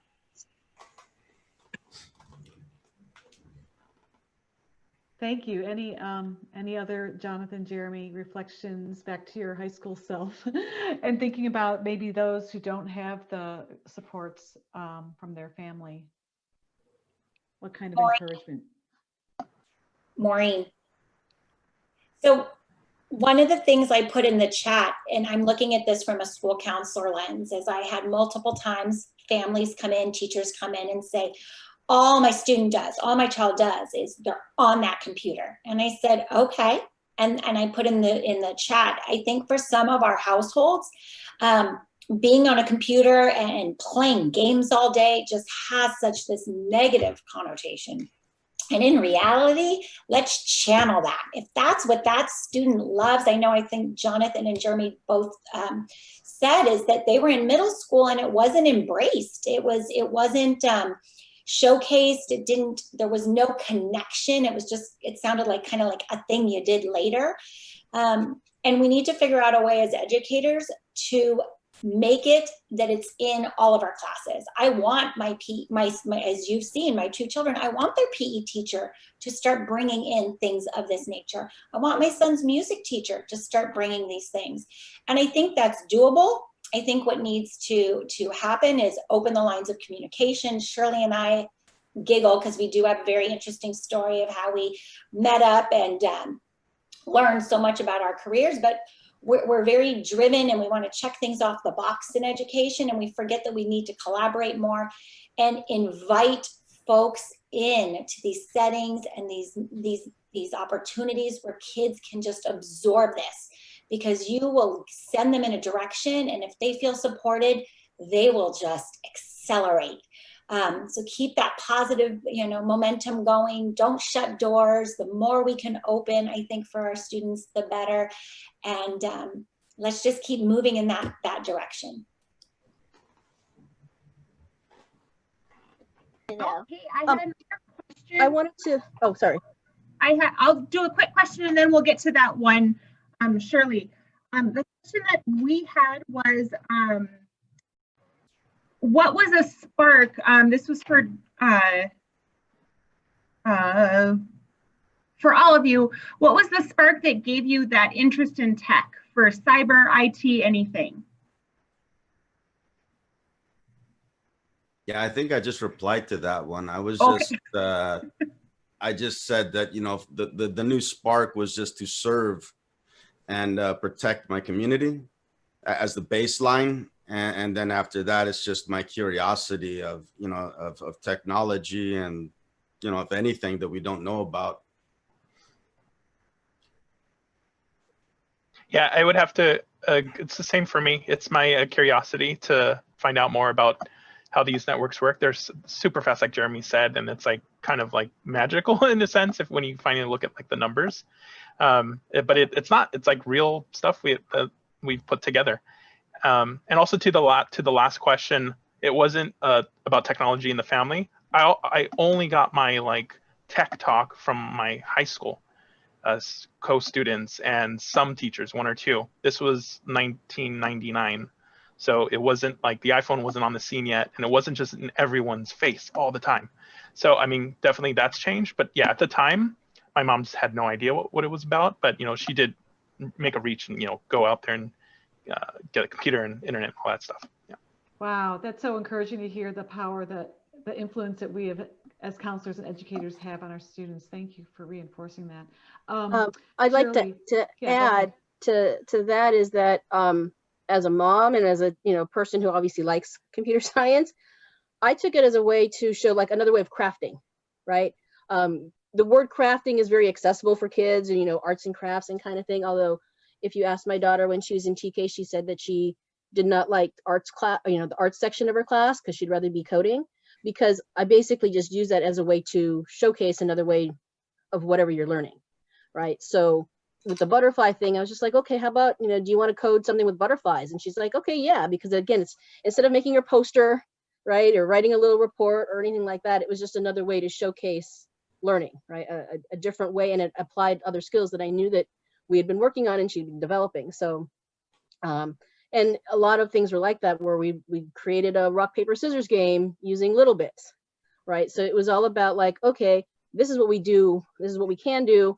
How about we try showcasing in another way and helping reinforce those skills. So when it comes to like younger kids, I saw that there was a question on, any classes that Abby's taking. Abby hasn't taken any formal classes. Like, it's me saying, I want to show this to my students. Or I want to create an experience for kids. Sometimes it's just like, I think this is a cool toy. I want to buy it. And I have an excuse now because I have a little kid, right? And that's why I would buy it. But in our district, we do have a STEM block that they are developing for, and there is a component of coding in it. But again, it's all about trying to integrate literacy. And I tell elementary teachers and educators all the time, the more you can integrate it, because you are doing the reading, before they can read, there's Scratch Junior. There's plenty of other things that are block-based that don't require any reading. And that's what she started off with. And then now that she can read, she's just like, I don't want to use the ones that don't have words. I want to use the ones. And so I'm showing her now really, where you can find things in Scratch. And so she's reading through it and really discovering a lot more on her own at 6 years old. So again, it's doable and it's accessible for anybody. Because if a 6-year-old can do it, I really do think that you give kids enough time to play with it and just give them a little mini challenge, they'll rise to the occasion. Okay, we have another question for our panel. How can we integrate high school, college to workplace environments? Like, how can we get students to see what actually happens on a day-to-day basis?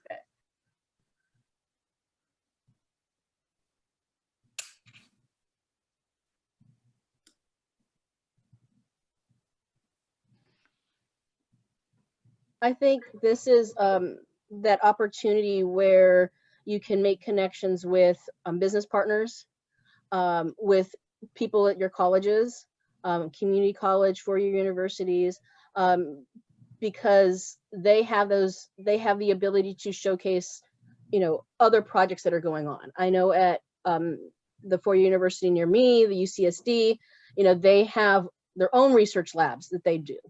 And so they're very open to having tours. I mean, at least obviously pre-COVID, they would have, we would take kids on tours, over there, and they can showcase the different kinds of things that they're doing. And, oh, here's this, it's not just a little 3D printer that you can buy and stick in your, your classroom, but here's like a full-on size 3D printer that is going to make a replica of a Maya temple kind of thing, right?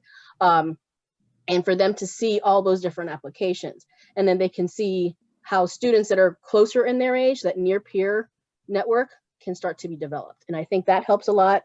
In the age of Zoom meetings and everything like that, in some cases it is easier to have professionals come in and just do a quick 15-minute, 20-minute chat, and just, again, virtual tour of my office, like, walk around with their computer and just to see what is going on in an office space, right? And how it may be, if they have that footage already available. So, and a lot of companies now are putting those things out because they know that, it's needed, and they want to help support the K-12, K-16 pipeline.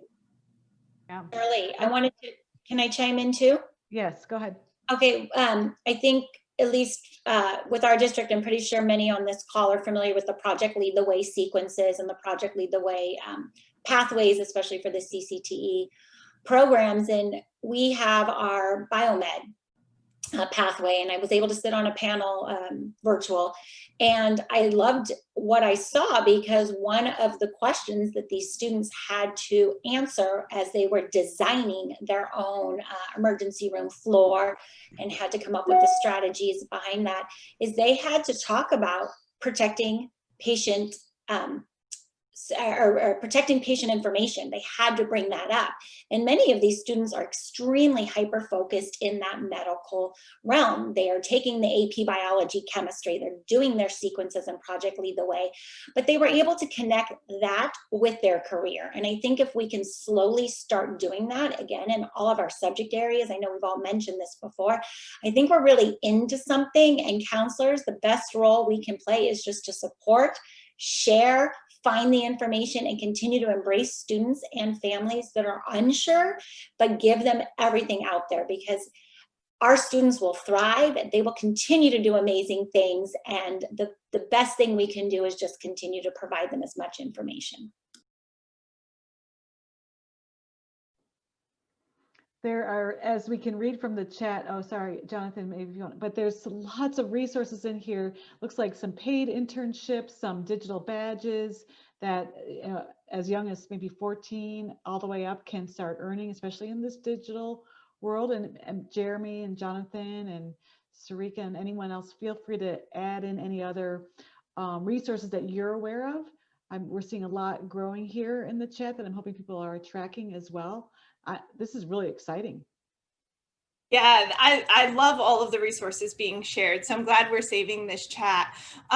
We are getting close to the end of our time, and we are going to take a 10-minute break. But before we close out, please make sure that for part of your name that you include for the next breakout session, if you want to be middle school, MS, high school, HS, or community college, CC, for those breakout sessions. So just add next to your name, just like I have mine, for middle school. But before we close out the panel discussion, I wanted to ask Sarika, she referenced an awards program. Can you share a little bit about NCWIT Aspirations in Computing? Yeah, so NCWIT, it's a pretty simple application process. We have to fill out some essay questions and then talk a little bit about yourself. So basically their goal is to highlight girls in technology fields. And so there's a variety of awards. I remember I got the Rising Star one, and it's basically for girls to feel recognized. It's on a national level where you can get a national winner. There's like 40 of them, and a national honorable mention. And then there's also affiliates all over the country. And I'm not sure, but it might be international. I'm not sure. But I'm in the San Diego affiliate. So then I would be recognized in a San Diego award ceremony, but there would be like a separate award ceremony for LA or Orange County or other areas all around the world.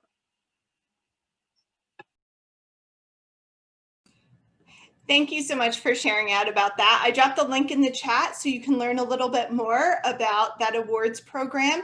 And with that, we are at the end of our panel discussion. Our next session is going to have those breakout rooms by middle school, high school, and community college. So even if you're not in one of those groups, you can just pick a session to attend by just adding a notation about that in your name title on Zoom. So thank you so much. Let's give a round of applause to all of our panelists, to Jeremy and John and Sarika and Brant and Olivia and Abby, and to Andriana and Shirley for joining us for that parent voice. Thank you so much.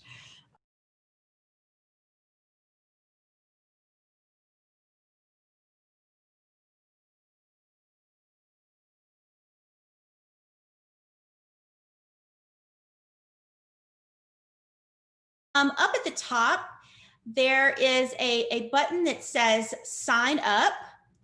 And that is where your teachers, administrators can sign up for content. So the only requirement is that you are an educator in the United States. That's what our grant requires.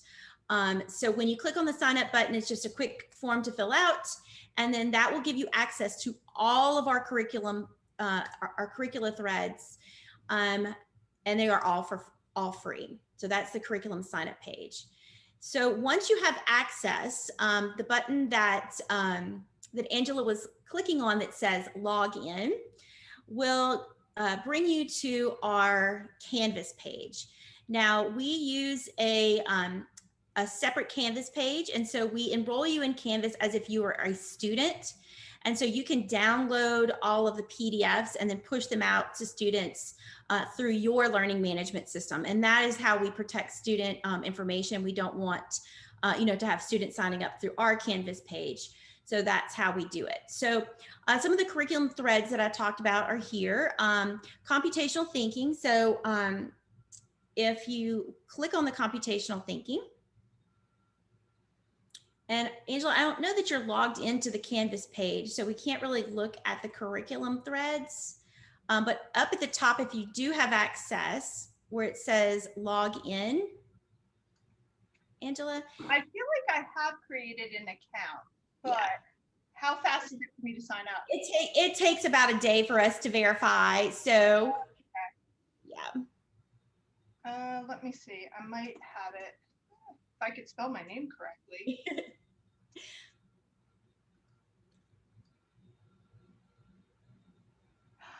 Yay, we're in. Okay, so this is what it will look like on your end. So computational thinking is one that teachers may be interested in. So if you click on that curriculum link on your dashboard, that will bring you to the curriculum page. So then Angela, if you click on middle, those are our middle school threads that we have available, and we're still developing more. But you'll see that we have them divided by math, science, and ELA. They're aligned to Common Core and NGSS standards. So some examples of these are things like some of my favorites. In ELA, we did one on social networks. And I even piloted this one, though it was written for 6th grade. I had my son's senior level English teacher pilot the social network graph, and they did it with Macbeth. So the lesson is they do a social network of characters in a piece of literature that they're studying in ELA. And then they look at one of the secondary characters and remove that secondary character from the social network graph and see how it affects the storyline if that secondary character is removed. So that one was a lot of fun. So the Declaration of Independence one is about word choice, and they do a word cloud and look at the algorithm of the word cloud. And then if you use a word more than once, does that mean that it's more important to the meaning of the document? And you know, what words stand out in a document like the Declaration of Independence? Is that what the author really intended? If we go back to the dashboard,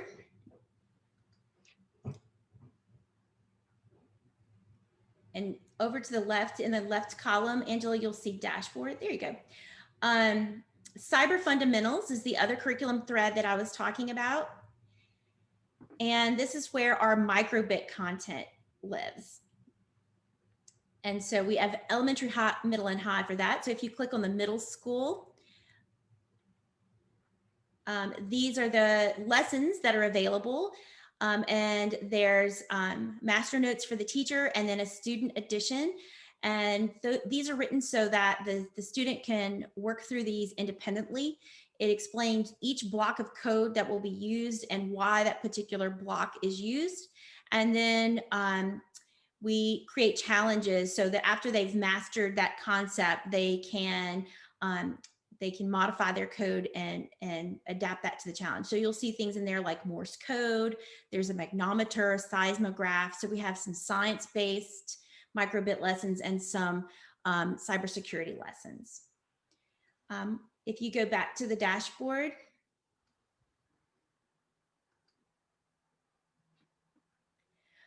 so another curriculum thread that I haven't talked about yet is our Cyber Society. So Cyber Society. I clicked cyber science. I appreciate you driving for me. We are messaging frantically to get you. This is a new experience.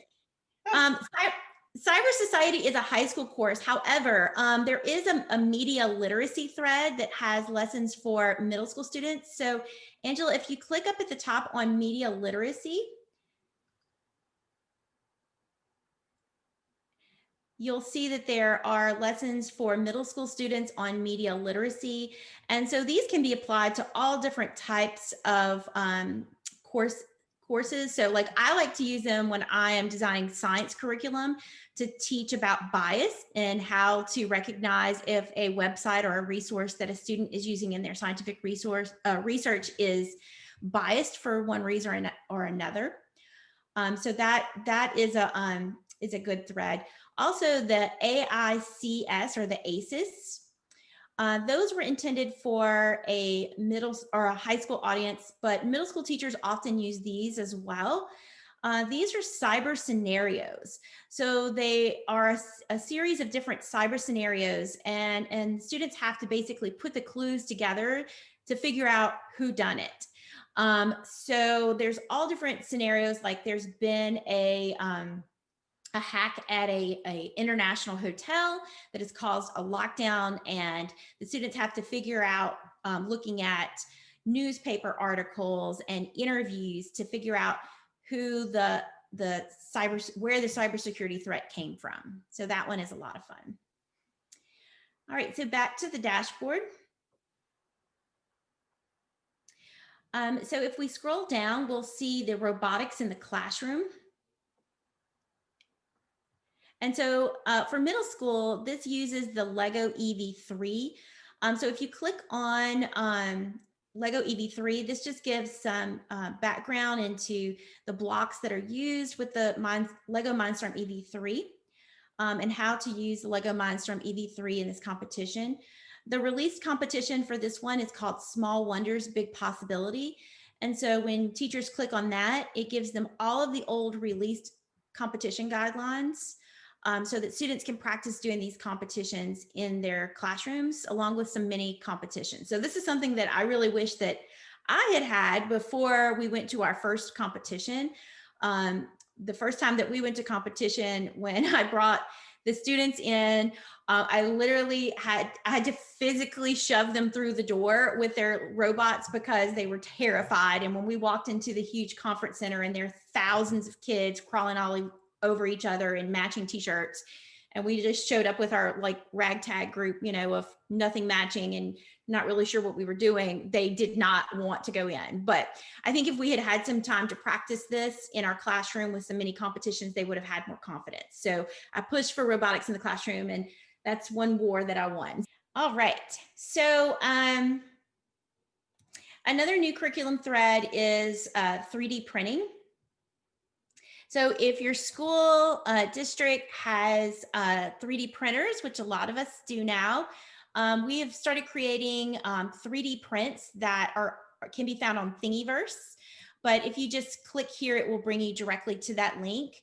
And these go along with some of our very popular curriculum threads.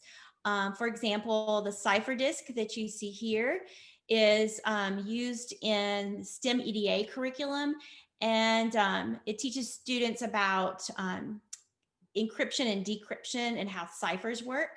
So we also have it available in Braille. We do a lot of work with students for that are visually impaired. So that can be found on Thingiverse. Another really popular print is the Enigma machine. So we have a lesson that I will show you guys how to get to that shows encryption and decryption using a Pringles can Enigma. So students learn all about the Enigma in World War II and how the code was finally broken, and create their own Enigma using a Pringles can and printed sheets of paper. But we also came up with a 3D print for it. So if you want a more permanent version, that's there. I'm going to hold mine up, Heather, so folks can see. So yeah, you just print it out and you get a Pringles can. I highly recommend the salt and vinegar flavor or the cheddar. But it'll work with any flavor. And what I love about this, Heather, is that you know, a history teacher can incorporate this into their class if they're covering, you know, that time period. So it's just really fun. And I just made up some jokes. When you saw Abby on the call, I asked her mom what she likes, and I made some jokes, and she had to decode to get to the punchline. So. That's great. That's awesome.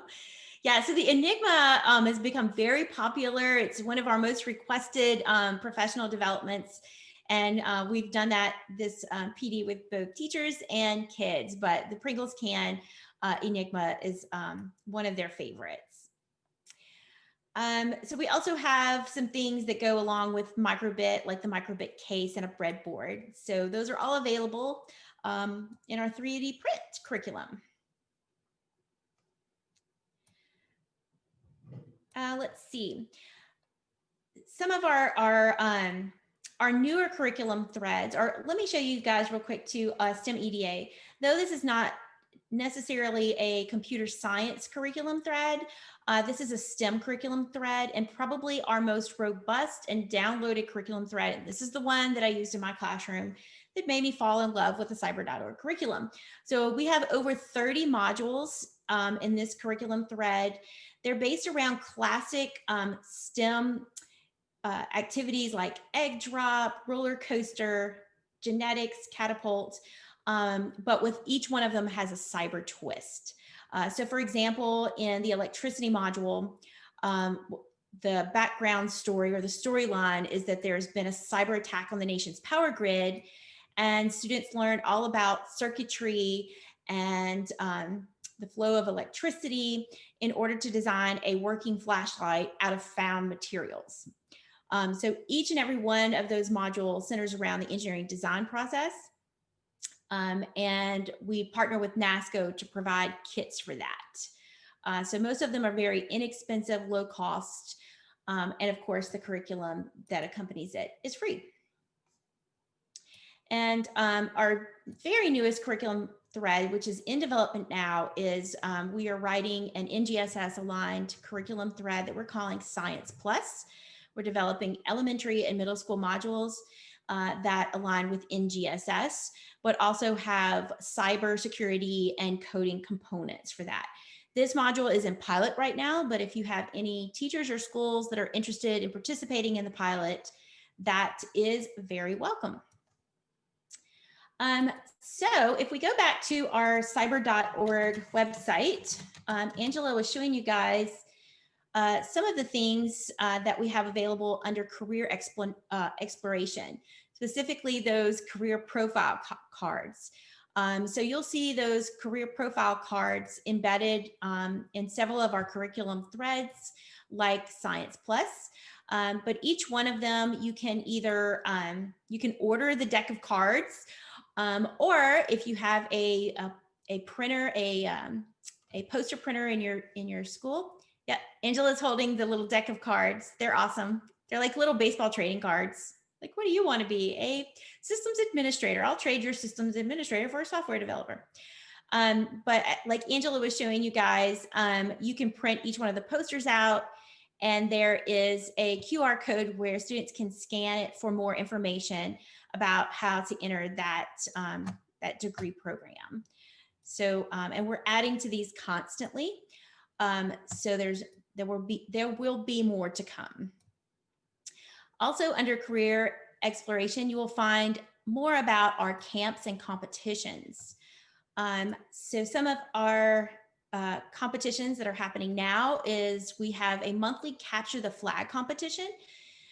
So today ends the high school Capture the Flag. So if you've never done a Capture the Flag, they're just a bunch of fun little brain teasers almost that help students to practice their encryption, decryption, hacking, and sometimes just fun trivia skills.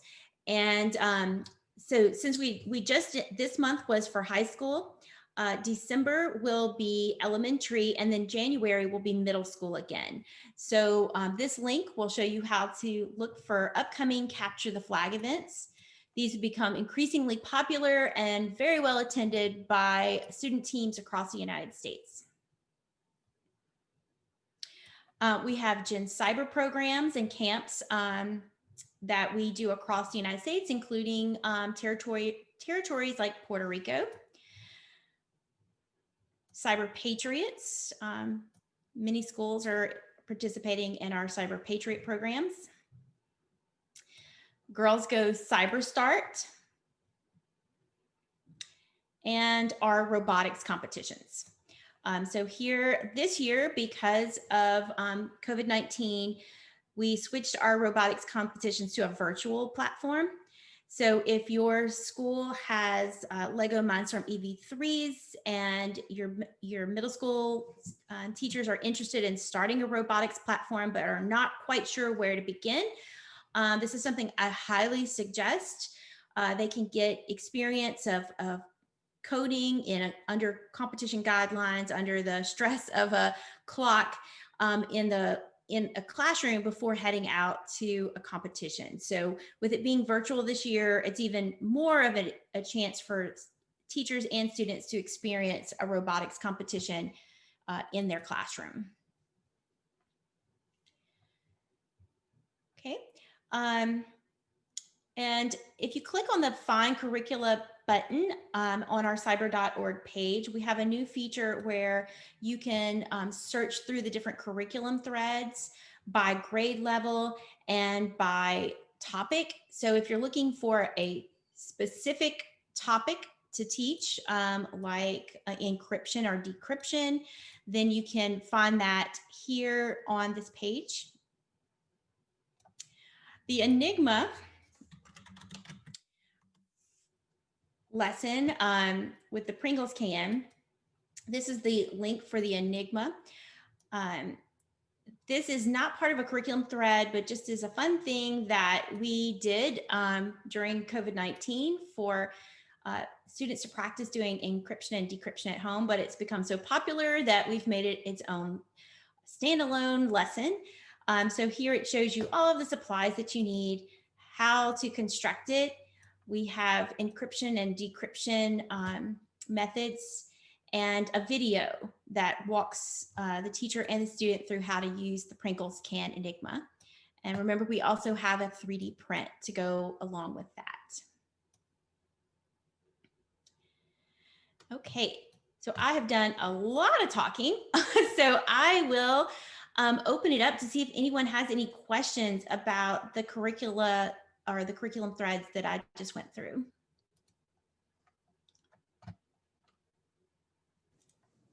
I'm wondering if it's really integratable. That's not the real word, but you know what I mean, probably. With like a platform like Google Classroom, I noticed you were using Canvas. Yes. Could it be possible?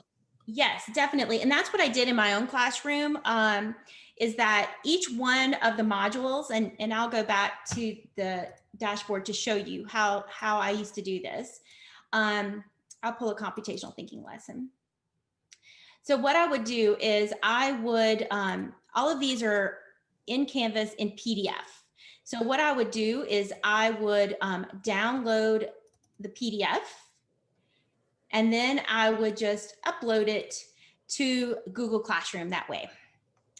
And so some of these are written, you know, so it's just instructions for the student or the teacher, like the computational thinking. Others, like STEM EDA, have places where, and here actually there's a place to, you know, write in it. But one of my favorite methods was I would use the Kami extension in Google Classroom. Yeah. So I would upload these through a PDF into the Google Classroom, and I would have students open them in Kami. And that way they could type in their notes, they could do their drawings, their illustrations, they could add photos, that kind of thing to the actual PDF document. So this is what we did to be able to protect student data, since every single state has different guidelines on student, you know, how student data is protected. And so we wanted to make sure to honor that. And so instead of sharing Canvases through different schools, we have you set up as if you're a student. You just download the PDF, and then what you do with it after that is for you. Good question though. Any other questions on that sort of thing?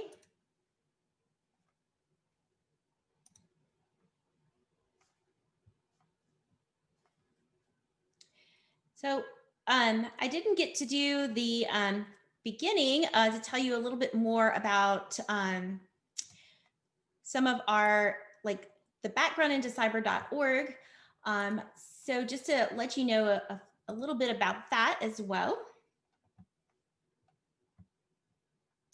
And if you ever need to get in touch with me, our team is very small, though we are growing greatly.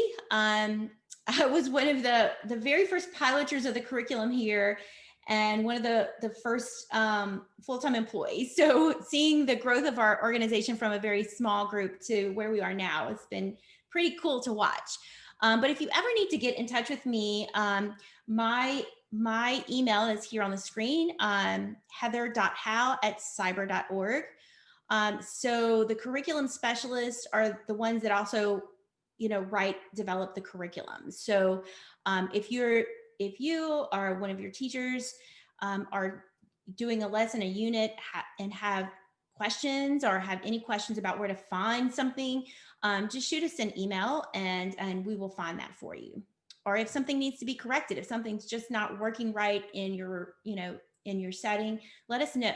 We love to hear from teachers in the classroom.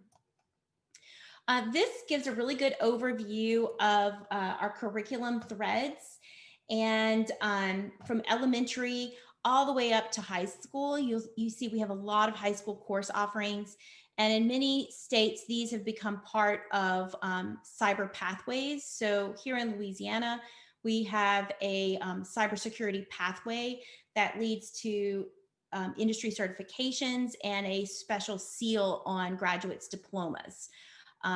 So things like cyber literacy, cyber science, and of course our cybersecurity thread prepares students to take the CompTIA sequence of tests and get those industry-based certifications. So this is a progression that starts from kindergarten and moves the students all the way through their high school courses. Since I came on board, our enrollment in all of the places that we are located has grown vastly. Of course, we have a lot of use in Louisiana, Texas, and because that's where we got started, but you'll see that California is also one of the great adopters of our curriculum. We do a lot of work with Palo Alto Networks. And recently we partnered with Palo Alto Networks to develop what is called their Cybersecurity Academy. So they, with Palo Alto Networks, we have developed a series of elementary through high school lessons that teachers can use in their classroom. Again, these are free. The teachers will just need to go to Palo Alto Cybersecurity Academy to get to those lessons. We also worked with Palo Alto Networks and the Girl Scouts to create a series of Girl Scout badges. So that's one of the ones I'm really proud of. So I helped to develop several of those badge series with the Girl Scouts and Palo Alto Networks.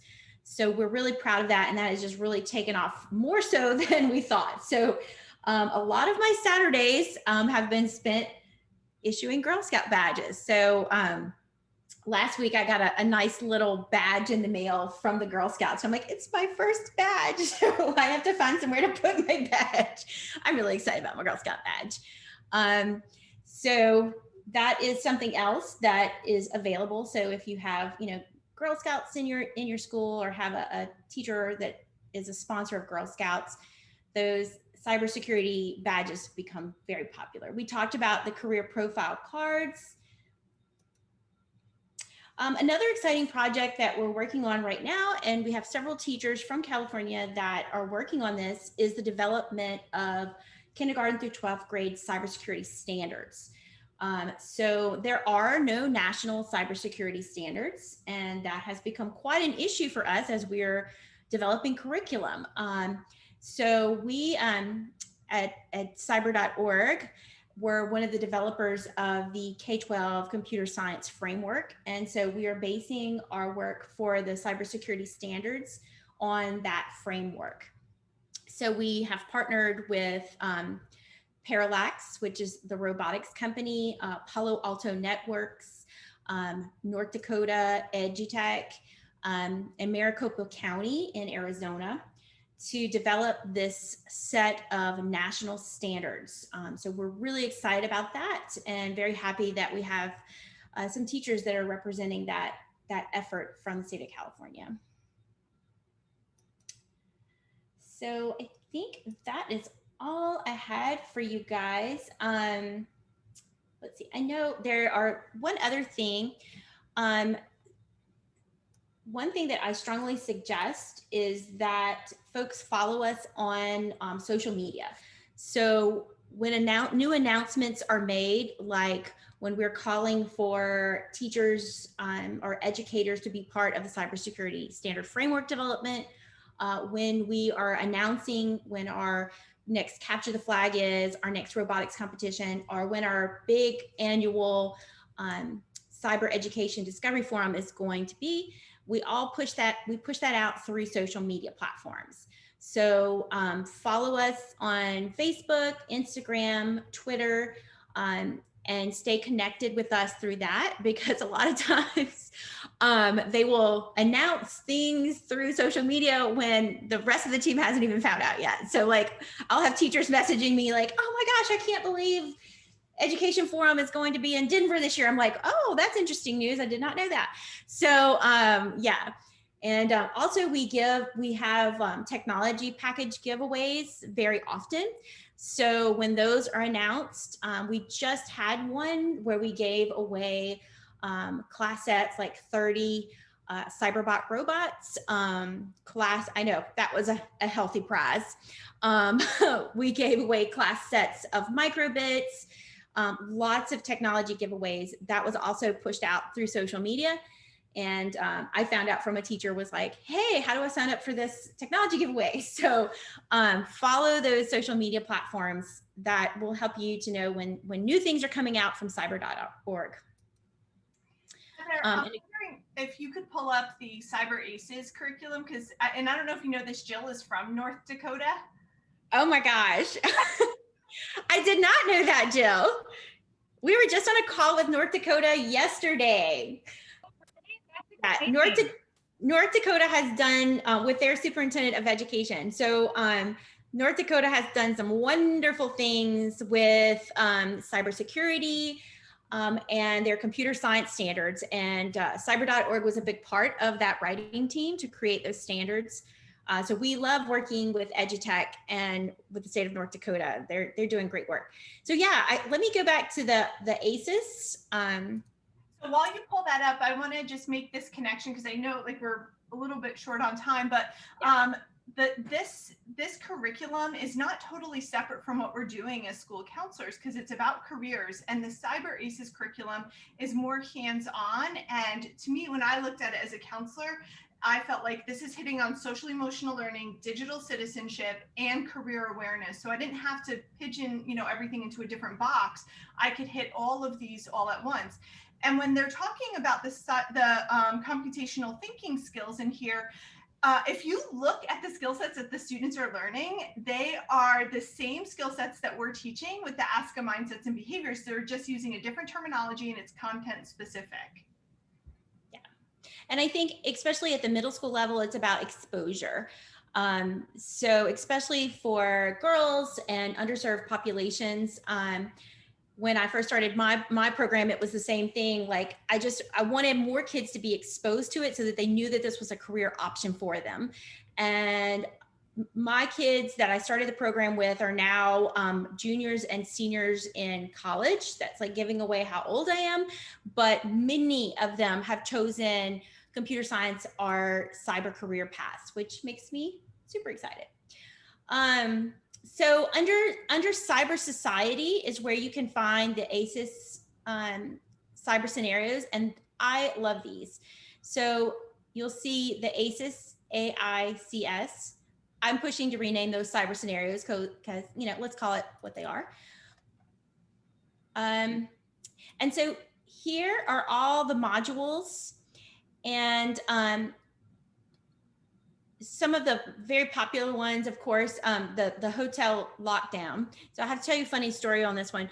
Originally, when this one was written, it was written like in 2014, 15, and it was called Trump Tower.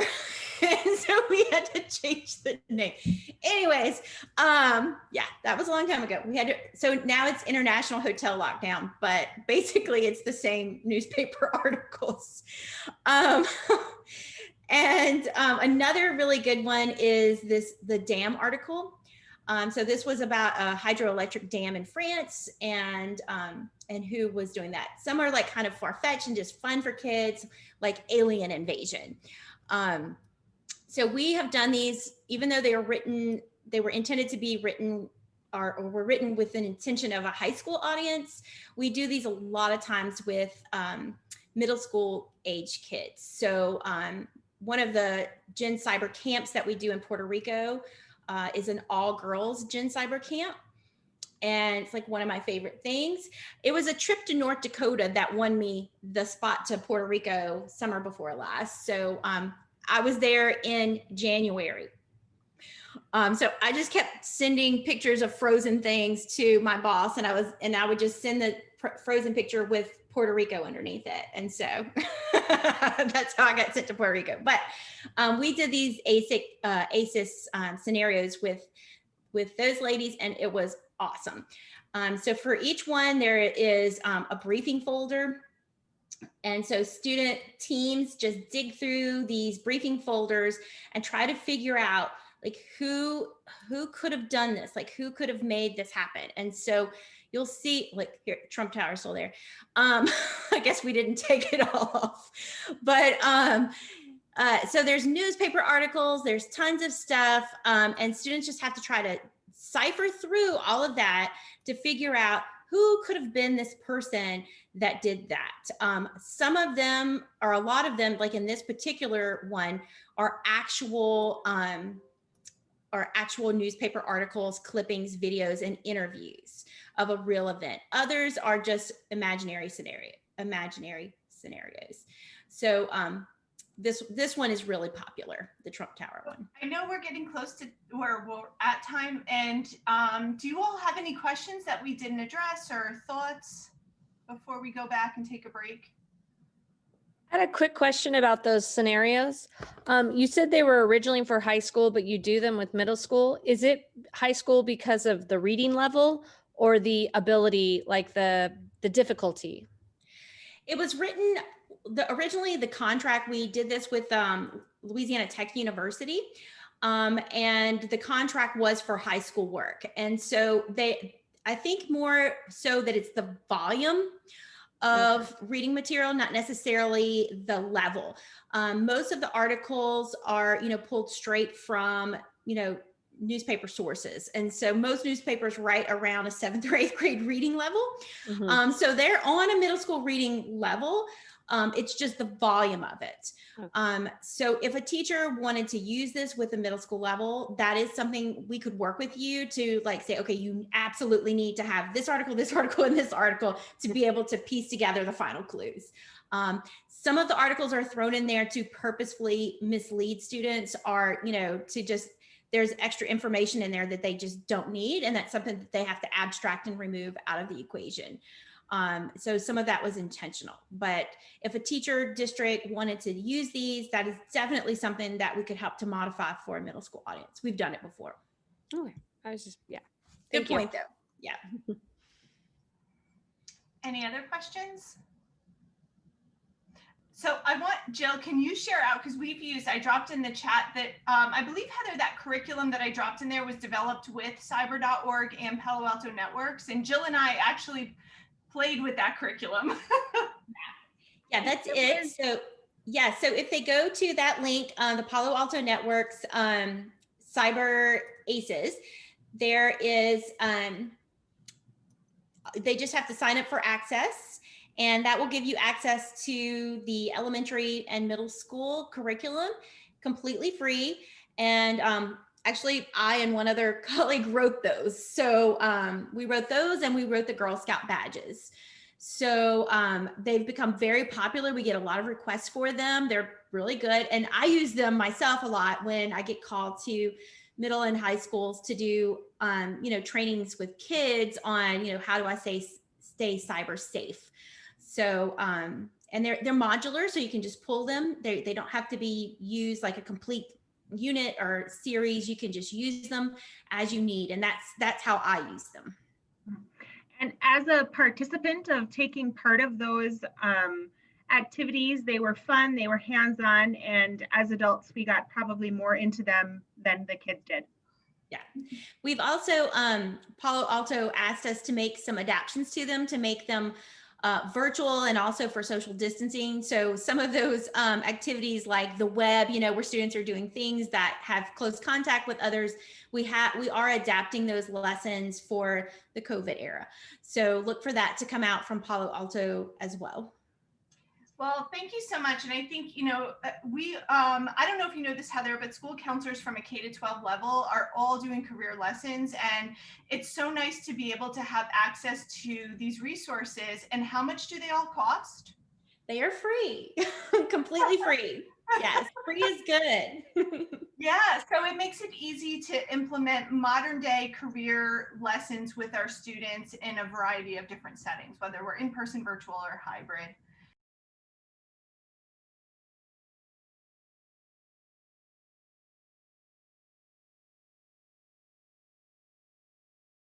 Hi and welcome everyone. I think we're going to go ahead here and get started in the high school setting. My name is Andriana Murphy. I am a school counselor by day, mommy counselor at night, C4C consultant, and just straight tired today.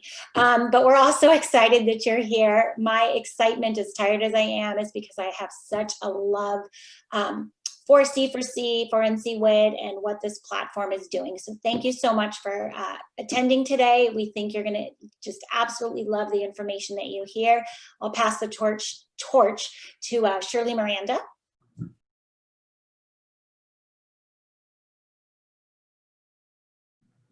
Hi, welcome. Again, I'm Shirley. I am a resource teacher in San Diego Unified, and I develop TK through 12 computer science experiences for students in our district. As was kind of mentioned before, I was a software engineer before I decided to switch into teaching. So that's where a lot of my love comes from, and I want to help expose students to the opportunities that exist now in this wonderful world of ours that are all interconnected now with technology, computer science, cybersecurity. So, Andrea, would you like to do the introduction?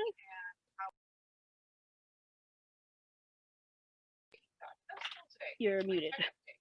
Wouldn't you know? You think you'd figure it out 8 months into digital learning that you're on mute. All righty. With that being said, we would love to welcome Tommy Gober. Tommy, I hope I pronounced your last name. You did it right.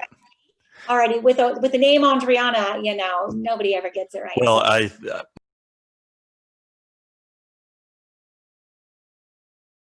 my high schoolers at the beginning of every school year always, did you know your name was like Goober? And I was always like, oh, that's so brilliant. Yes. I've heard it all. So, but yeah, Tommy Gober. I'm from cyber.org. We are an education nonprofit funded by the Department of Homeland Security's Cybersecurity and Infrastructure Security Agency. And we develop all sorts of curricula for classroom teachers. I like to say that we're a lot of recovering classroom teachers. So we have a lot of fun in doing what we do and building tools and resources for classroom teachers. A little about myself. I started teaching computer science in Northeast Texas. I now live in the Houston area, in the Woodlands, Texas, and have been involved in education for, I guess, going on probably, 15 years, 10 years at least, 15 years in different capacities. But cybersecurity is something that it's been around for a long time. It's not something that has really caught the forefront of attention. We've heard a lot about computer science in the past several years. There's been a huge push that we at cyber.org have also been a part of. Increasing awareness about cybersecurity, computer science, and the whole STEM kind of lead into that. But really what we're charged with in our grant that funds our operation is to encourage students to consider cyber careers, to prepare a cyber-ready workforce is some of the language in our charge. And what that really entails is showing students that any career you go in, no matter the field, any career you go in, there's going to be cybersecurity concerns in that field. It's just a part of everyday life that we have now. With a lot of what we think about, different career tracks, just popping off careers off the top of your head, there are a bunch of different sectors that we have in cybersecurity, or that have cybersecurity components in them. Hospitality, in hotels and such, you're dealing with people's sensitive data all the time. Medical fields, obviously, we have a huge need for medical right now, but there's also even on the research side of things, you may have heard some passing references in the news about information being shared about any kind of research going on with vaccines. What nation states are trying to steal research from different research organizations from that? Medical is a huge cyber target, as well as finance for obvious reasons. Legal, anytime you're handling any kind of sensitive data. But if you think about it, every single career track, every industry has sensitive data in it. That's what makes it an industry, right? So we focus on making sure that students are equipped and are aware of the risks involved in sharing information and knowing how to protect information. What sort of policies are in place? Policies in cybersecurity are not meant to be a wet blanket on anybody. There are purposes, there are reasons for it. It's not just to make someone's life difficult. The same with physical security. I have to go and I have to badge in again, or I have to enter this code just to go through the door. I just want to go to the bathroom. Why do I have to do all this security? Well, it's all for policies to keep the whole organization safe. So that's a lot of yammer. So I wanted to show you the different resources that we have available to you on cyber.org. If you have not been to our website, I'm going to share my screen real quick. Let's change my view over here. And can I get screen sharing capabilities enabled here? I'm trying to share my screen that says I don't have the rights to do that. Yes, you may. Give me 1 minute. You have any good jokes while I do this? There's that commercial that's going around now. It's like, if your internet's not good, it kind of reflects on you. But we've had some fun little hiccups along the way. I liked what Angela was saying too. She said she's an aspiring DJ, and everybody makes fun of my DJ boom mic here. But okay, you are good, Tommy. All right, cool. Here we go. Sweet. I'm just going to share with the whole screen here. So this is our website, cyber.org. If you were to point your browser there, you can certainly take a gander at that. So some of the stuff that we've got available to you on this website, as you scroll down, you'll be able to see the different curricular offerings that we have over here. We do have K through 12. I taught high school computer science, so that's kind of the realm that I live in. Right before the break, as everybody's kind of jumping off to their different rooms, you may have seen or heard from one of my colleagues, Heather Howell. She's our middle school lead, and she's presenting that to the middle school folks about the stuff that we have on their side. But as you scroll down here, you'll see that we've got professional development opportunities.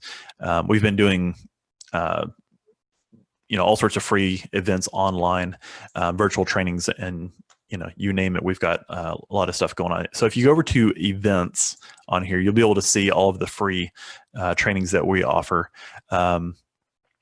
I mean, I guess we could bill for some of it, but it's just not really worth our time or effort to try and collect money on it, because it's just, it would be such a hassle trying to get everybody in. So we just, throw the doors open, free, come one, come all.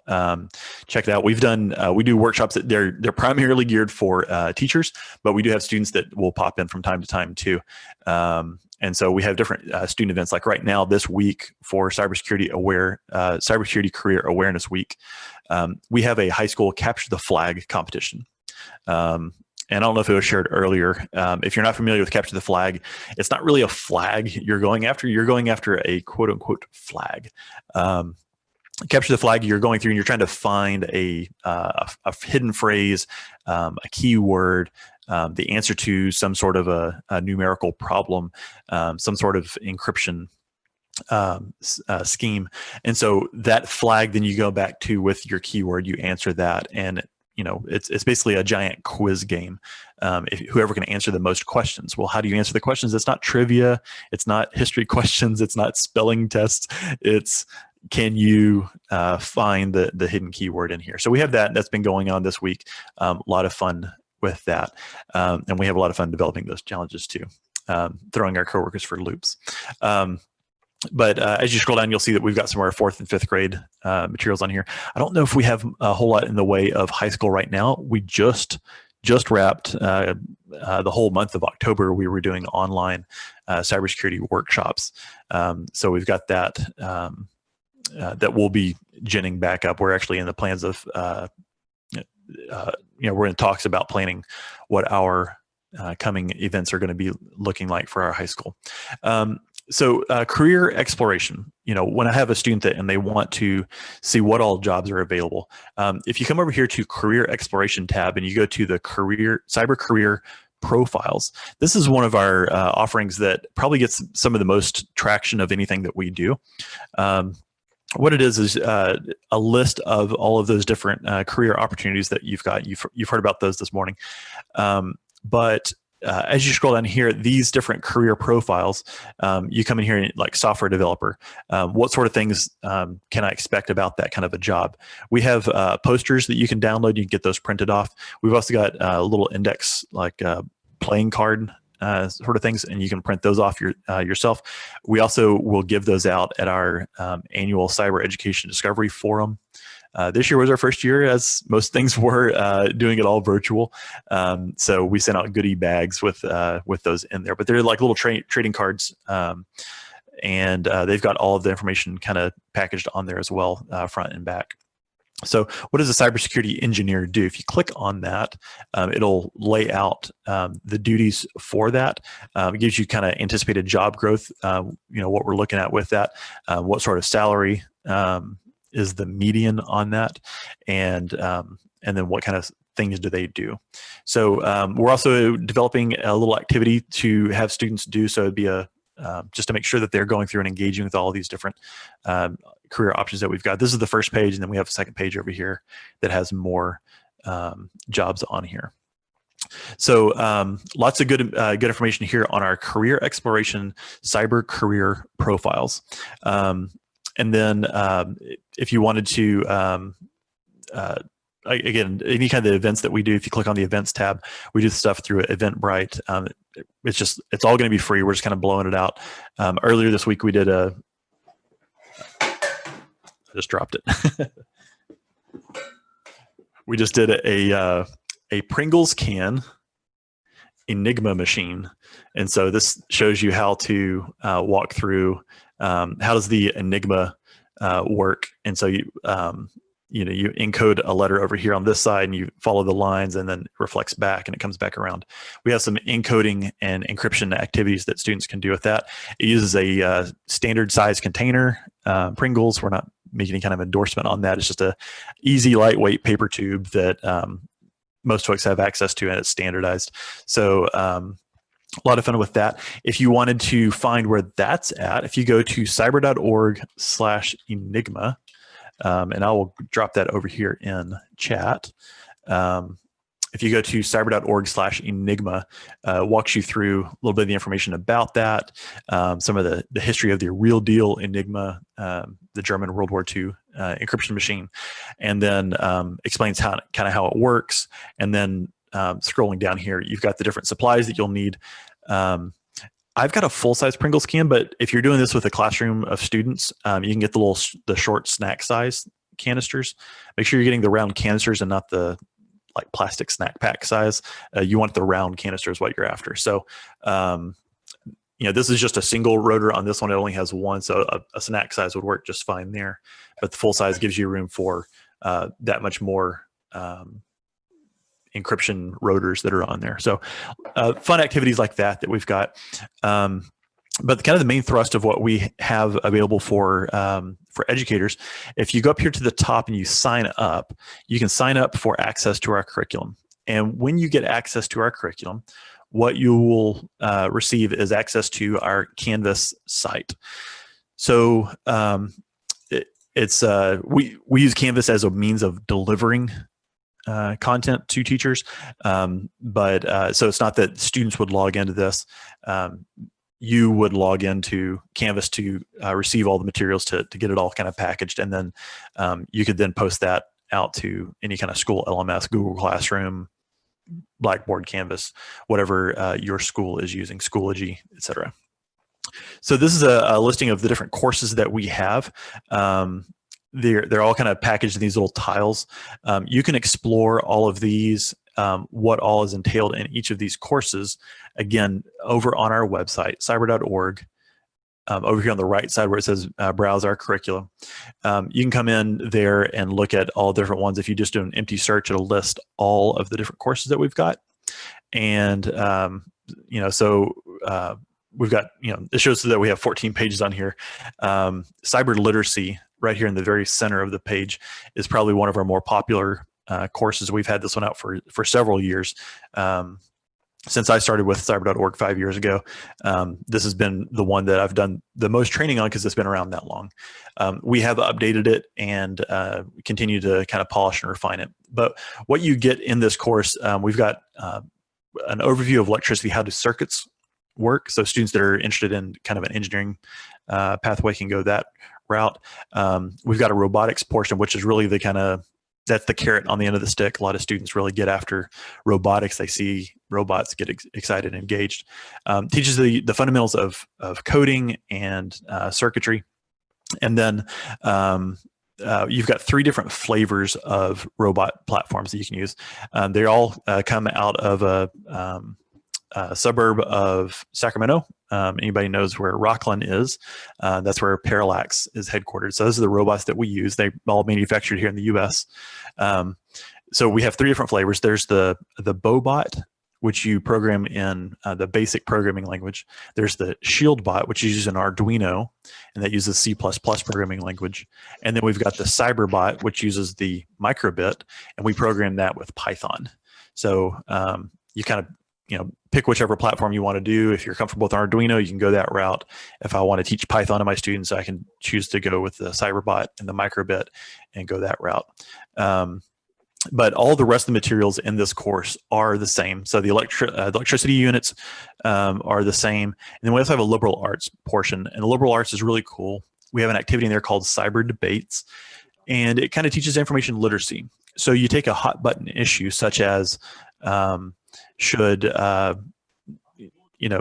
is your phone yours or your parents? Who's paying for it? Should your parents or whoever's paying for your phone have access to your phone? Or is it your personal device, your own personal space? And of course, you ask the kids, and the kids are like, "Oh no, it's mine. It's mine. But as parents are like, "No, I'm the one paying that bill. That's mine." Who's right? Well, so look up cases where this has been debated. Who pays for the device? And then we want students to think about not only in their reality, but think about a larger realm. You work for an employer. The employer pays for the phone. Whose phone is it?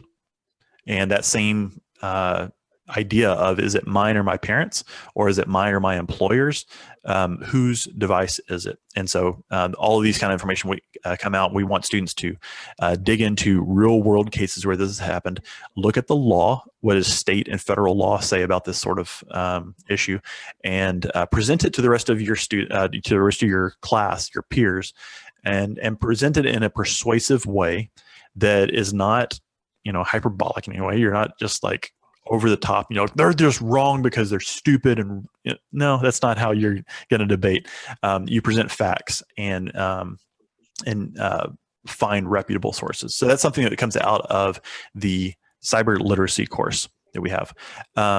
Back over here on Canvas, I'll show you where the actual content lives. So this is the cyber literacy course, this tile right here in the center. And if I click on that, you'll see that you've got the 3 flavors of robotics and these kind of tiles right here in the center.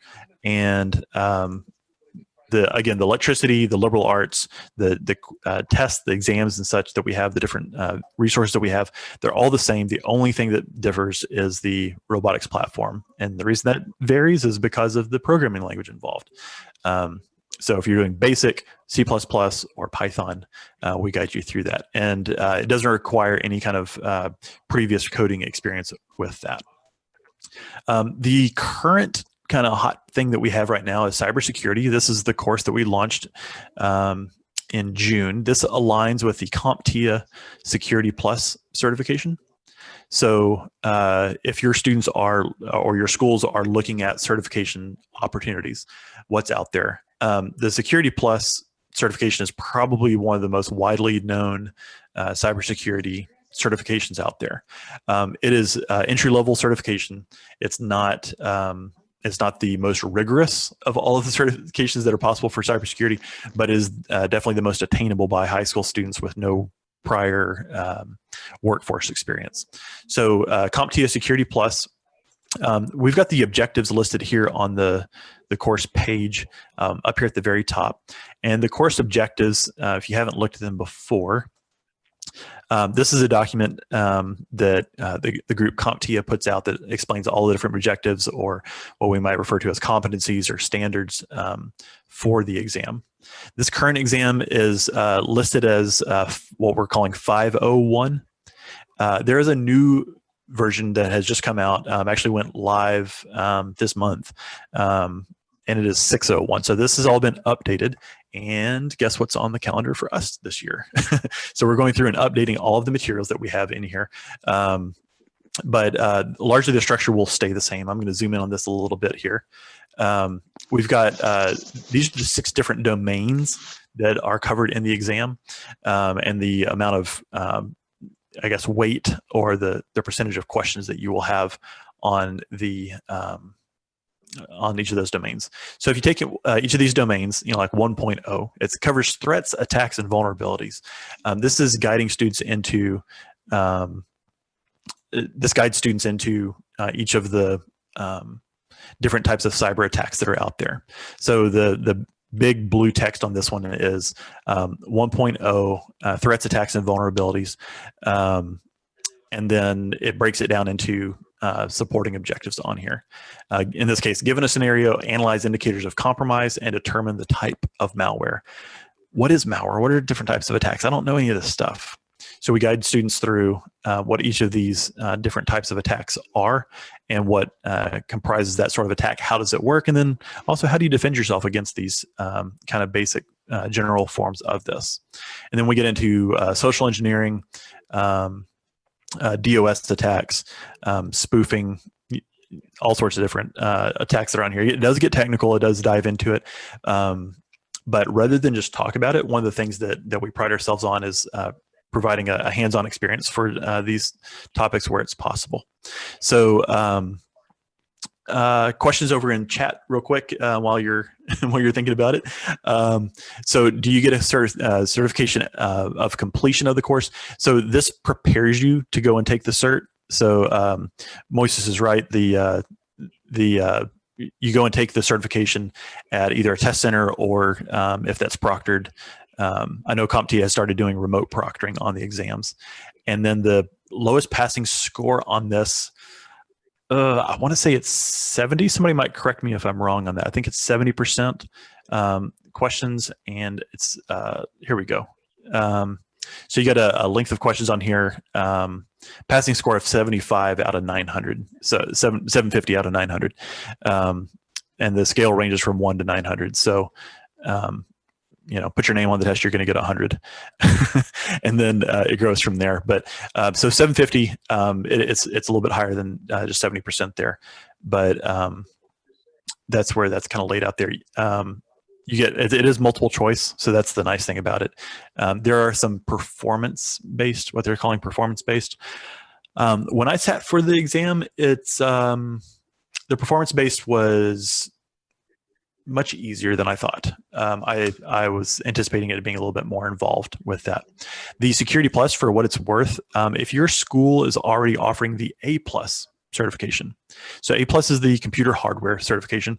If your school has been doing that, and that's been around since at least the early 90s, has been long as the A+ has been pushed. A lot of colleges are leaning that way too. The A+ is a 2-part doozy of a test.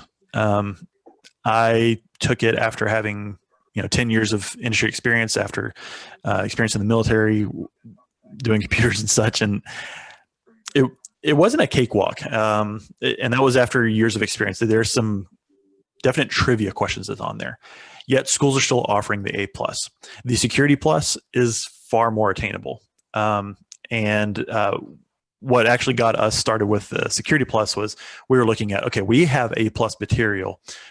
What comes next is Network Plus or Net Plus, and the Network Plus certification is also a course that we're developing right now. It too is a little bit of a bear when it comes to the test. It's a lot of material on there, and if you don't have networking experience, it can be a lot of seemingly trivial knowledge. This sort of connector goes to this sort of cable. Things that in the industry you know these things when they work, but knowing exactly what type of coax is this type of cable, and what's the impedance of this cable, what type of connector is that, and what kind of connector is that, what are the purposes of it. It can be a little overwhelming for students. Security Plus doesn't have any of that sort of material, and that's what was really comforting to me when I was going through. I was like, this is totally what high schoolers need to be going after. So that is the Security Plus. That's what set the target for this course that we have. So looking at the course that we have, we've got the objectives, like I said, up here at the top. We also have this acceptable use policy. This is not anything that you have to do. Schools were asking us across the country, do you have an acceptable use policy? Do you have an acceptable use policy? So we threw one together. It's a kind of a two-page deal. So the first page is what the students would read over with their parents or guardians. And then the second page would be what they sign and return. And so that way you don't have to have access to a perforation machine. You can just print off this 2-page, give them the first one, and then that's something they can keep that has some general rules. You can, of course, copy and paste that. If you're like, hey, Tommy, we want to make one, but we want to use yours, but we're going to modify it some. Let us know. We'll send you the original Word document on there. We also got teaching guides, suggested orders of this, and different lab descriptions. All the descriptions of the course we have up here at the top. And So as you scroll down here, that malware we were looking at, 1.1. So what we did is we took all of those bullet points and we built them out into lessons that we have here. So these kind of first 9, 10 lessons that we have are the first ones that we have on here are we have teacher notes in the first column, and this is something that you would read in order to acquaint yourself with that particular topic. And then the lesson that we have on here is the PowerPoint. So to show you what these look like, let's look at the PowerPoint for malware. Real simple topic, kind of a very broad overview. And look how long this PowerPoint is. Oh my goodness, it's 3 slides long. What is malware? What sort of things can we anticipate? What are some examples of malware? And then malware infection, how does it, what kind of things do we, how do we get infected with malware? That's it. That's the lesson on malware. So I bring that up because as I scroll down here, I don't want to make your eyes swim, but check this out. We've got all this material that we have to cover. Oh, look at it all. There is a lot of material on here. It's a lot to cover, but these things are 3, 4, 5 slides long. You're going to be able to knock out 3 or 4 of these lessons in a day in a single classroom period. And if you're doing any kind of remote learning, you could just load a student up with all this material and have some quizzes along the way to kind of check for understanding as they go. Trojans and rats. I've heard of a Trojan horse. What's a rat? Well, so we get in here and we look at a Trojan horse, and then we talk about backdoors to a computer. You've probably heard of backdoors. Well, a rat is a remote access Trojan, and this is something that allows a ne'er-do-well to a hacker, someone to exploit your computer and connect it and do things that you don't expect it to do. They can read your keystrokes. They can manipulate your files. They can turn on your webcam and take pictures. That's the one that you hear a lot of people talking about, and that's why on my webcam, I've got a little webcam cover on mine. I can close that little shutter when I don't want it to. So if I was to ever be exposed, or my computer ever exploited in some way, then I can't grab that. And then as you scroll down here, we've got some examples of what those rats look like. These are some older models of rats. These are, they've kind of fallen out of favor, out of use. They've been patched. And so this is a little bit because we understand that not all students are going to wear that, what we call a white hat for being a good security analyst. They're going to, push the boundaries a little bit, want to explore this a little bit. Well, if they're going to use some of this, they can't really do a whole lot of damage because these examples that we're showing them are out of date. And so it's kind of the whole idea of a vaccine gives you kind of a weakened form of the virus. Well, we're giving you weakened forms of some of the tools that are available out here. But how do you protect against it? Just kind of the normal stuff you would expect. Don't run any kind of untrusted software. And we have plenty of labs that show you why you need to trust where your information is coming from. Keep your malware and antivirus up to date, your anti-malware up to date. And then also any kind of backups will also protect you so that if you do get a virus or something like that, you can always roll it back to a known good state. So that's what a Trojan and a rat looks like, those teacher notes that we have on here. And Oscar is asking, you're a student, can you use those slides for studying? You'll need to partner with a teacher that has access to Canvas. They'll grab all of these, the PowerPoints, and even the teacher notes they could probably share with you. Put that on class learning management system, Google Classroom or whatever, and you guys could grab that and study from it. One of my coworkers actually studied from all of this. So this is the teacher notes for this. Come up, Diego. And the Trojans and rats on here kind of explains the history of the Trojan horse. Where does that come from? What's a backdoor? And then any kind of teacher note stuff to pay attention to, because sometimes we don't know all the material on here, and we need to read up before we present a lesson on it. So coming down here, we've also got labs that we've built out. And then we've also got case studies. So case studies, super cool. What this is not required by the Security Plus certification, but the case studies really kind of make this stuff sink in. So what we do is we take a current event quote unquote current event. Something that has happened in the industry where the topic of that lesson, in this case malware, has been used or exploited or is somehow a major factor in the story. As we scroll down here, you learn about Marcus Hutchins. He's kind of a somewhat famous hacker that's on here. Marcus Hutchins, he wrote some malware called Kronos, and then he also helped fix a major security flaw that was wreaking havoc around the world. Billions of dollars of lost revenue and damages. And Mark was able to look and go, that's an easy fix. And so he was able to just flip the switch essentially and helped correct that. And that was the WannaCry. So what happens to Marcus is he goes to DEF CON. Everybody's like, yay, Marcus, you're a hero. He goes around, yay, I'm awesome. He gets busted by the FBI. They come and pick him up. They arrest him. He's the good guy. DEF CON had him there because he's a good guy. Well, he also had wrote that malware previously. So what do? Is he a good guy? Is he a bad guy? And that's kind of what we do with these case studies is you make the call. We have a kind of an executive summary down here talking about what's going on in the case. And then here are our discussion questions that we have. And teachers, you could have this as sort of like an essay sort of response or whatever. It'd just be a discussion question, something to talk about. Should it be legal to create malware? Yes or no? What if you never actually used the malware? Because some people say, yeah, it should be legal for me to make malware. Some people are like, absolutely not. You should never make malware. Well, then how am I going to make anti-malware if I don't know how malware works? So, okay. Well, you can write malware, you just can't use it. So then maybe that's where it gets in the other one. But never, ever. What if I work for the NSA and we're attacking a terrorist network and we want to exploit some bad guys? Well, okay. Well, then we'll make exceptions for this, and and you can start to see where these discussions come about. You always throw about the what about. Should it be legal to sell malware to others? Well, probably not. And then should a judge consider the good deeds of a hacker, when considering penalizing somebody? Did they do good? Did they do bad? And kind of weigh them out there one way or the other. And then in this case, should Marcus have received jail time or fines for his involvement with the Kronos malware? Yeah, but what about the WannaCry?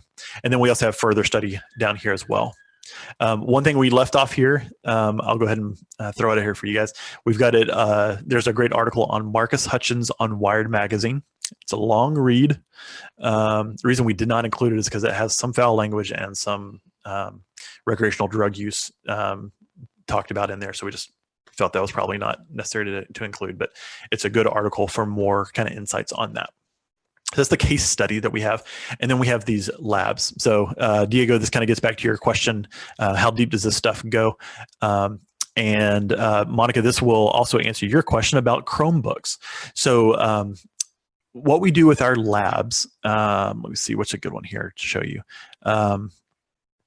Let's look at the keylogger here. So the keylogger lab, this is the structure of them. And we use the US Cyber Range. So this US Cyber Range is a virtual lab environment put out by Virginia Tech University. That it all lives in the Amazon cloud. So what that means is whether you're a Mac school, a PC school, Chromebook school, they're all going to work because you access this environment through the browser, through Chrome. So it's completely compatible across the board there. It does come with a cost. It's not something that we could necessarily foot the bill for, but what it costs Virginia Tech from Amazon is what they charge. I think they have like I don't know. They have a small fee to cover their kind of overhead, but they deal in volume, and so it's their contribution is we're talking like maybe like $2 or $3 is what their cut is. So the lab here on keyloggers, and what a keylogger is, that's something that logs your keystrokes. So we talk about the Security Plus objectives that's on here, and also for colleges that are interested in becoming Department of Homeland Security Center for Academic Excellence. They have to go through different competencies on different labs. So we have that out here as well. So we talk about what is a keylogger attack. And so a keylogger would show some kind of information like this. You know, www.chase.com, enter jdiamond56, tab, and then, you know, some kind of leet speak version of Appleseed is the password that they typed in. It's just going to show all of that. It shows you literally which keystroke they entered. Did they hit the enter key? They hit the tab key? They hit the space key? It grabs all of that. So what we do with the lab is we walk you through how to set it up, and then using a tool called Meterpreter that comes out of the Metasploit framework. We walk you through how to set all of that up in prior labs. And then what we do is we install a keylogger on a target machine. So we have a Kali Linux machine I'm about to show you, and then Windows machine. And the Kali machine beats up on the Windows machine. So it's just kind of it's a punching bag or a sparring dummy for you to try out different kind of exploits. So what we do is we install a keylogger on the Windows machine, and then we exploit it. And then we look on the Windows machine as if we were a user looking for this malware. Would you be able to spot it? Would you know what to look for? And then we jump back over onto the attacker machine and say, okay, now we want to hide ourselves because the Windows machine, it shows in this format. So how do we hide our tracks? So we migrate around the machine so that we make it harder for someone to find us, and then start those keystrokes, and then we go through and look at what those keystrokes are. This is a screenshot of the software that shows kind of what I showed you on the previous example. It shows you right shift key was pressed, and then the shift key for, in this case, Mont, and then Monty, and then PYT, so Monty Python, and the Holy Grail. Okay, so Monty Python and Holy Grail is what they typed out. And we were able to read their keystrokes on that. So then we set it up and have, we kind of turn around. And then at the very end, we talk about, okay, how do we defend against this? And why do we use two-factor or multi-factor authentication? That is the Keylogger Lab. And this is the cyber range. This is what, when you log into the virtual lab environment, this is what we use. This is not what you have to use. We try to make all of our labs that they're lab agnostic. We know that Cal State San Bernardino, is that right? They have a cyber range that is compatible with these different labs that we have. There's nothing that that they have that can't. There's nothing we have that can't be run on their environment. And the reason I bring up their cyber range is because I know that that's something they're working with on making available to all California educators. In similar way that the Virginia cyber range was created for all Virginia teachers, a lot of states are creating this. So I live in Texas, and the University of Texas at Austin is building up a cyber range for all of our Texas teachers. That's going to be yet another range that we at cyber.org would have to contend with. So we make our labs as open and available as possible. So what you do is when you log into Cyber Range on here, you'll scroll down and you'll see a list of all of your students and whether they're logged in or not. And of course, we don't have any, these students are people that have attended our professional development experiences on here. And down here at the very, very bottom, I've got one of my coworkers, Joe McAdam, and I can see that he's not powered on. He's not powered on because we don't have anything going on right now, but I do. I've got this little play button on here. I've powered my environment on. And if I click on this play button, I can launch one of two different hosts. I've got Kali.example.com, which is my Linux attack platform. And then I've got a Windows, this kind of sparring dummy that I talked about. When I click on that, it's going to start up a Windows environment. And this is just an environment that I can attack. This is all living in my browser.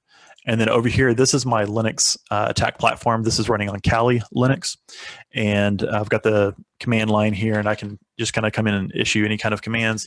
We've also got some documents in our environment, so like if we want to look at the national anthem per se. So here's the national anthem. It's a text file. But what we can do is we can look at the MD5 checksum of that to say, okay, if I was going to send this to someone, I want to make sure that nobody's going to tamper with this file before I send it to them. And so I might take this MD5 value and send that to somebody, and that's going to ensure that what they receive is what is intact on there. So, we got that. We've got Metasploit. We've got Wireshark on here. Wireshark is a tool that allows us to look at packets that are flowing from one system to the next. And so if I was to fire this one up, it's going to show a bunch of different packets coming in here. And we're able to look at the actual network traffic that's on the network. This is the sort of tool that gets used hypothetically if someone was ever in college and they were using AOL Instant Messenger back in the day and it was never encrypted. Hypothetically, someone could run a tool like this, and hypothetically they could see what everybody's chatting because there was no security built into such tools. Complete what if. But this is the sort of tool that gets used quite a bit. Also fun if you happen to be traveling with a coworker and you're both staying in the same hotel and you're both on the same wireless network and that wireless network is not secure. You see where I'm going. So this is the sort of tool that's used for that. System administrators also use this just to make sure that their network is working as it should. Also watching for any kind of malicious, suspicious activities that are coming up. So Wireshark is covered in here. That is a lab that we have as I scroll down here. Where's the Wireshark lab? Wireshark, where are you? Control F, Wireshark, there we are. So that's on lesson 221, quite a ways down here. So we got labs on that, breaking passwords, breaking encryption on passwords. So hashing algorithms, how do you break those? Got a lot of fun activities on there. And then one other thing to mention, over here on the very far right side, we've got these quizzes that you see, this really long populated column out here on the far right side. So we've got quizzes, the key. So if you're a student, close your eyes. So we've got the keys for these different quizzes that we've got. So what type of malware would an attacker use if he designed a counterfeit version of an application? Would they use Trojan to sneak into that, or would they be using a virus? Would it be a worm or a bot? And the answer on that one would be A, it's a Trojan. Also kind of a giveaway because the name of the quiz is Trojans. But this is the key for teachers to use. We've got the actual quiz right here. Oscar's saying to hit some screenshots on this. This is what the quiz would look like. But the other thing is, these are a lot of quizzes. I don't have to grade all this mess. So we created these, there's a QTI data format, so you can import this to whatever LMS you're using. If you're using Google Classroom, if you're using Canvas, Blackboard, Moodle, Schoology, you name it. If I didn't list yours, I think you're falling out of like the 70% of what most schools are using. Grab that LMS and you can just drop those in there. Then you can jumble the questions automatically. You can have it automatically jumble the answers and it'll keep track of what the correct answer is. Super cool way to do that. That's all free over here on the LMS data format here. Ross, for students who do not have access to computer science programs at their high schools, does cyber.org have certificate programs to build their skills and knowledge in cybersecurity? So we right now don't have a certificate program, but as far as a lead-in to cybersecurity, to the cybersecurity course, we are building out that Network Plus certification course I was talking about previously. That's going to be a leg up on this.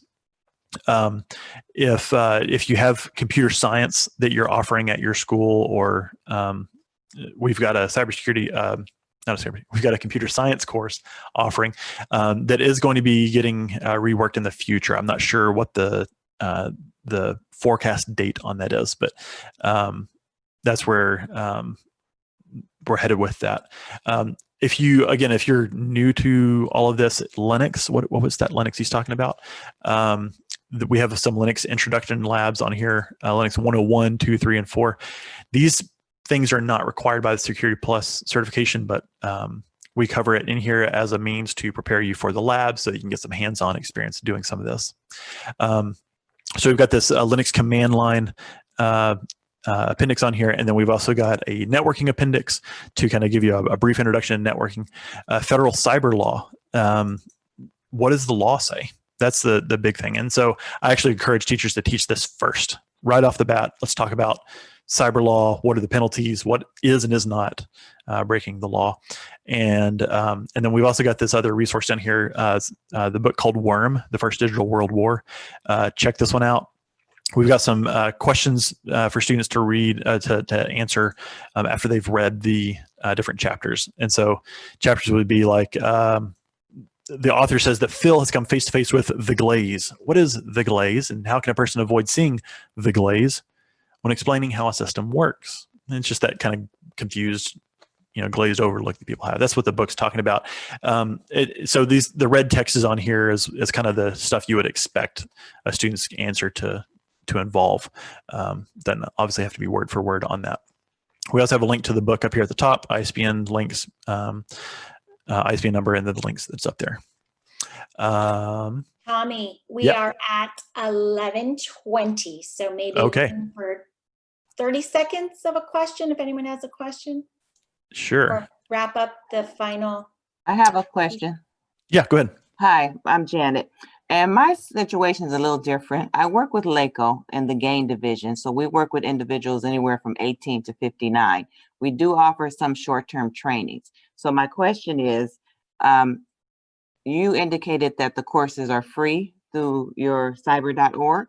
Yeah. So can we refer people there to the cyber.org to take the Security Plus, and then they can get the certification for those entry-level positions? So, good question. Not exactly. So, yes, you can refer people to us, but what we're doing is we're preparing teachers to teach the content, and so we're not giving everybody content. So, like students were asking, can we access the materials that's here on the course? So, all of this material here that I've shown you is for teachers to use in the classroom per our grant, and not really something that the general public would have access to.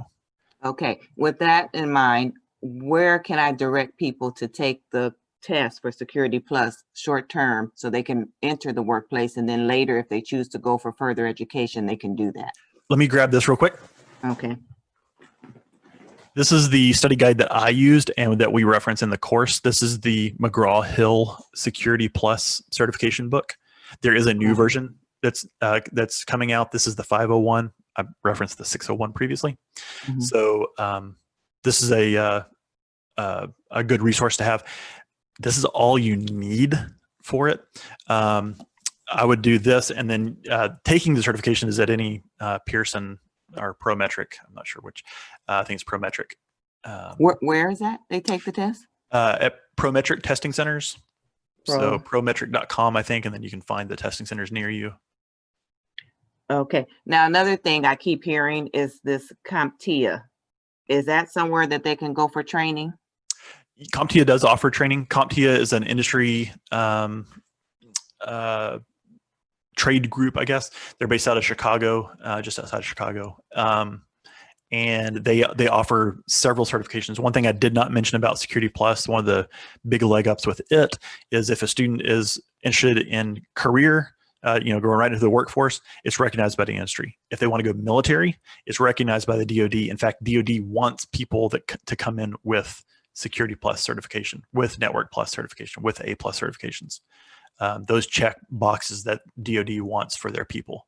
So if they're going to go signal, like myself and our presenter earlier this morning, they're in the Army. It's like, oh, you already got that? Check that box. That's where you're going. It's a better situation than coming in like, I don't know, I just want to join the Army. I don't know what I want to do. Okay, one more question. I don't want to take all the time. Yeah. But the Security Plus through the CompTIA, because most of the people that I work with, they're not going to go into the service. It's something they want to get into immediately. So I just want to know what courses they should take, because I see a lot of things online and it's like a lot of them cost money, a lot of money. And then I want to be able to tell people what they can take so they can take the test and then get into an entry-level position. Yeah, so you can self-study with just a book. I don't have any courses to really recommend.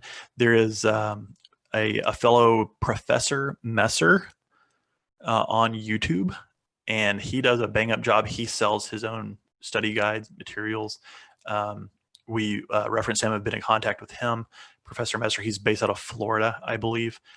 Mike Myers is actually one of the guys that writes for McGraw-Hill, based out of Houston. They do trainings. And like I said, CompTIA does theirs. And there was one other one that as soon as I get off, I'm going to remember it. I'm going to drop my email over here in chat for anybody that wants to follow up with me. Okay.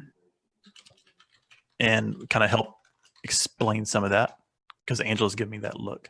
Okay, very good. I appreciate you. Thank you. Yeah. Tommy. No, you're okay. I know that we're starting our film festival in a little bit, but it's such great content. I really am so appreciative of you all coming to share out. And it's at the right price too, right? Yeah. I know one thing Shirley and I wanted to just kind of challenge the group. There's no need to respond. You're welcome to, though, is learning and hearing what Tommy had to say. What next step do you think you can do moving this information to those that need to hear it? And it can be a baby step, it can be a huge step, but just take some time maybe during the break to think about that. And you're welcome to put it in the chat to share with others. Yeah, think about how that could spread like wildfire at your school sites, right? Whether that's sharing it with a teacher, helping be the advocate for this wonderful material to get kids inspired and exposed to it. I remember what else I wanted to share out is, if you are interested, if you're on Facebook, we have a cybersecurity educator group, and just be sure to answer the questions. There's 3 little gatekeeper questions on there. Make sure you answer those so that the bots don't kick you out automatically. But that'll kind of keep you informed of different efforts and initiatives in cybersecurity.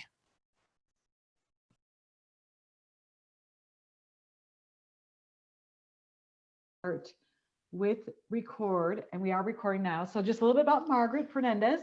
She directs and manages projects and duties to ensure alignment with Rio Hondo College's Career Tech Educational Division, the employers, the K-12 districts, and the community. And then you also lead a regional network of cybersecurity faculty.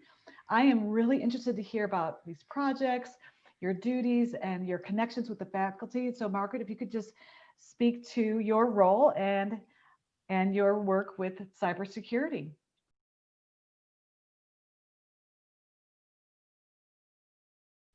Yes, thank you so much. It's a privilege to be here today. And also in the audience, I see there's a couple of our cybersecurity faculty on the line. So if you all have something to add, feel free to unmute yourselves and say hello. But just to begin with Rio Hondo College, for those of you that aren't familiar, we're nestled in the hills above Whittier. We've been there for 60 years, but sometimes our surrounding communities don't always know about us, which is interesting. So we offer over 200 degree and certificate programs to over 20,000 students a year. We are one of only 15 colleges approved by the Chancellor's Office to provide a bachelor's degree program. So that's something different for our colleges. There's only 15 of us throughout the state of California that have bachelor degrees. And that's a pilot program. We're hoping to keep that and to continue to increase our offerings. The bachelor's degree that we offer is in automotive technology.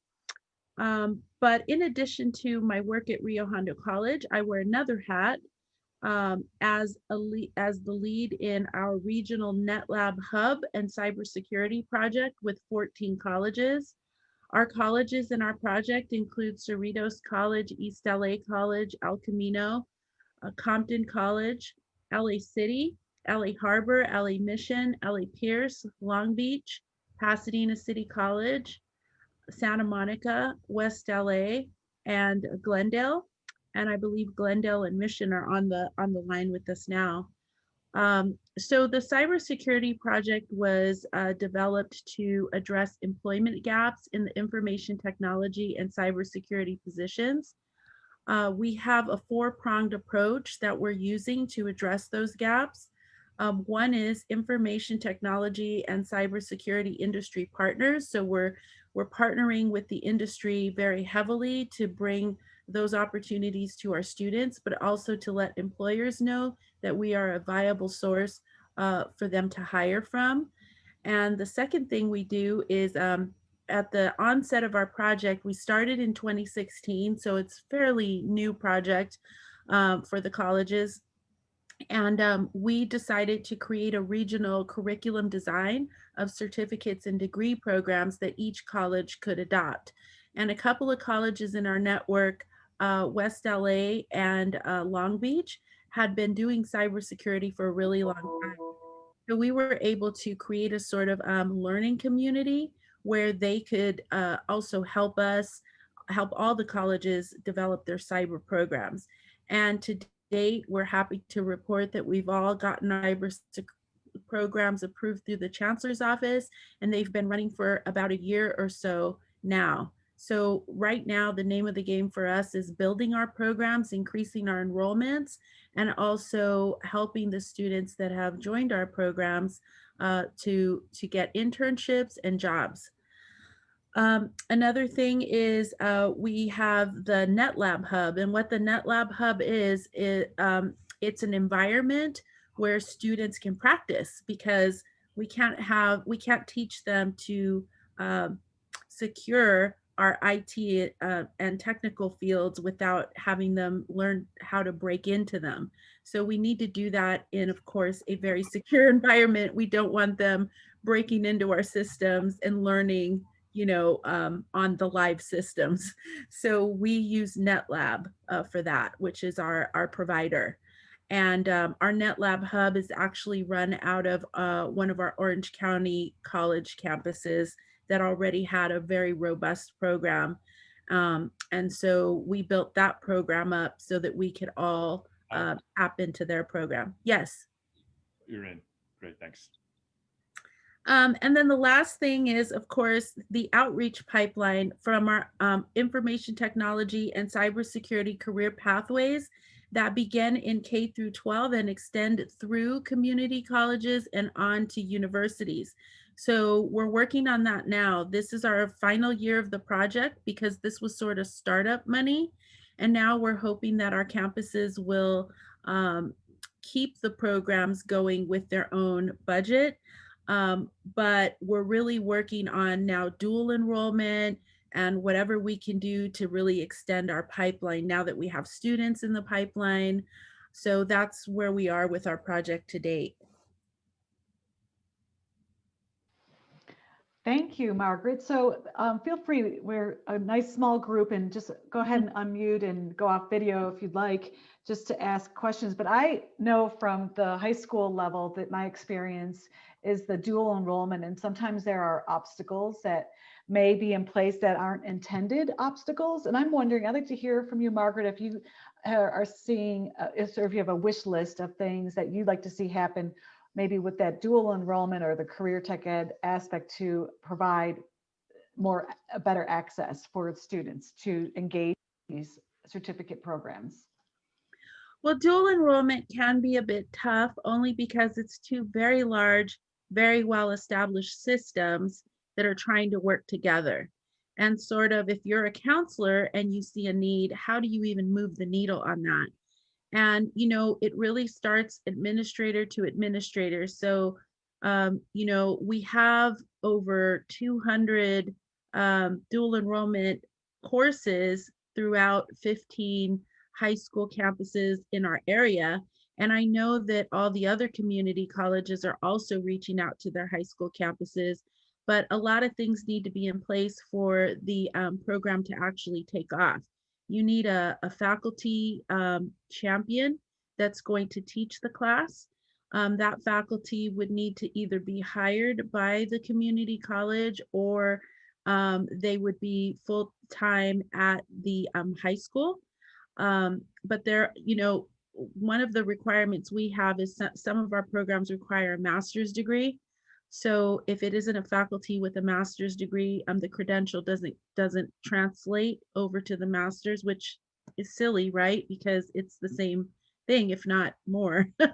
So anyways, those are some of the technical challenges. But I think if you really want to bring a program onto your campuses, the best thing to do is to reach out to your administration, your VP, or on your campus, assistant principal or principal, and really get a faculty champion, someone that's either going to teach the class or reach out to your career technical ed at your local college. And if you need help with introductions, like we are in this network together, I can certainly help you if you don't know who to reach out to at the college campuses. But it really starts with a conversation between the two administrations just to iron out who's going to teach. And then the real work starts with trying to get hold of the parents and the students and getting the paperwork going. But it is doable, and it really depends what your school's goal is and where you want to move forward. So at Rio, and maybe Vladimir or Javier wants to speak to their colleges, but at Rio Hondo, we have a cyber program that we're doing with Rosemead High School, for example. And our faculty, Brenda Harlow, is really championing and leading that effort. And so that's how we're doing it there. It can be a challenge, though. It can take, maybe a couple of semesters to get it off the ground. And then, of course, there's the whole side where how do we get the students engaged? And then once they're in the classes and they're registered, how do we get them to understand how to count the class, how to hold on to those units and understand that they actually got college credits? But there is a mechanism in place to do all that. So if anyone's interested in that, feel free to reach out to me and I can connect you to the correct community college partner. Looks like there might be some questions in the chat. There's a question about the regional advisory committee minutes. Oh yeah, Vladimir, I can get you those. Okay. Well, actually, my experience, and this is Vlad from Glendale Community College, and my experience has been a little bit with COVID and everything that's going on, to getting the cybersecurity program started. And I'm rewriting the entire curriculum for Glendale Community College in computer networking, computer cybersecurity, computer technologies. And it's been a challenge because you have to go through so many different levels of bureaucracy at the state level, the college level, the regional level. And right now, I'm basically stumbling over the advisory committee minutes. That's why I just asked that in the general form, because you need the advisory committee minutes. And it's right now, it seems to be really difficult to put that together due to COVID. And I am reaching out to the entire state of California. I have it on LinkedIn saying, guys, come join my regional committee meeting. Come join our advisory committee and shape the future of our students. And that is not getting much response. So I'm a little bit saddened by that, but I'm hoping to launch this hopefully within the next year for Glendale. But that's why I asked you, Margaret, for those advisory committee minutes the way you have them, so I can A, model it after that, and B, maybe even perhaps use them to just expedite my my development and push forward the program that I'm actually currently developing for GCC. So what Vladimir is talking about is that we have a mandate with the state of California, and this is good for you to know that you can feel comfortable in sending your students to us, is that we're not allowed to give any courses or any type of programs unless we've connected with the employers in our area, so that when we're teaching these skills to students, that they're aligned with the career that they should get, because our certificates need to mean something to employers. Otherwise, it's going to be really hard for those students to get jobs. And that's what differentiates us from, say, private colleges, is that we bring in employers right to our campuses. They have to review all our curriculum, and then they have to tell us whether or not we're meeting their requirements for the workforce, what competencies the students need to have to actually get employed on their I was going to say their campuses, but their employers, so at their organizations. So in order to prove that we've had these conversations, we have advisory minutes, and sometimes we reach out to our K through 12 partners to be part of these advisory groups. I've reached out to our partners often to review our curriculum. And that's helpful because if you can get on any of those committees, because then you have a stronger understanding and you can tell those students, right? You can go back to the students and say, you know, this is a really good program if you're really interested in anything technology related. And so that's what Vladimir is talking about. Now that COVID has happened, how do we reach out to those employers? Because we won't get approved without that, which is good, right? We want to make sure that everything we do at the community college aligns, and not just the employers, but also the universities. And I wanted to share with you, I'm not sure how familiar you all are with cybersecurity in general, but right before this meeting, I downloaded some labor market data on cybersecurity. Our degrees at our community colleges are aligned with these professions. So it's computer and information system managers, computer network support specialists, database administrators, computer information research scientists. So all of our curriculums link to these types of jobs. We're giving them the skills for these jobs. Computer information system manager, computer system analysts, software developers. So, you know, there isn't per se a job that has like the words cybersecurity necessarily in them in our historical data for LMI, but software developers, software systems, software. So when they do go through these cyber programs, they could be cybersecurity professionals, or they could actually branch out into all these different information technology positions. So it's a really lucrative profession. And also keep in mind that it's kind of a resilient field to be in, because as you know, with COVID and with the social distance, it's these people that are getting the most work right now because everyone has to go remote and everyone has to go online. And these are the ones that are really being called. So the last LMI that I pulled, it still doesn't reflect the downturn we're about to experience due to COVID. But as of 2016, there were 54,510 people employed in sort of like the technical cybersecurity tech positions in LA County. And the LMI was projecting another 5,000 openings. So it's going to be interesting to see in the next couple of years if, one, their projections were correct, or if, two, it's going to be fairly resilient, you know, as far, because that's one thing we're all thinking about, right? If we're telling all these students, hey, take this, I mean, we want to make sure there's going to be a job for them. So I'm hoping this is going to be a very resilient career path for our students. So it behooves us, all of us on this call, all of us in this little group here, to like pledge that we're going to get together, we're going to bridge our systems for our students. And it's going to take a little work, I'm not going to lie, like we're going to be on Zoom a little bit, you know, to try to get those faculty hired. And you know, the hardest thing about cyber is that people make a lot of money in the field. So why should they like not make tons of money and come to a community college to teach high school kids? It's like a hard sell. Yeah. So, you know, Yeah, I was on the Resilient Jobs Report for October 2020, and definitely we're staying very steady, if not growing, in terms of the cybersecurity area. So that's the latest, and I was just going through the numbers and taking a look at that. So I think you're going to find, and the other thing I always tell people too, what's coming to LA are the Olympics.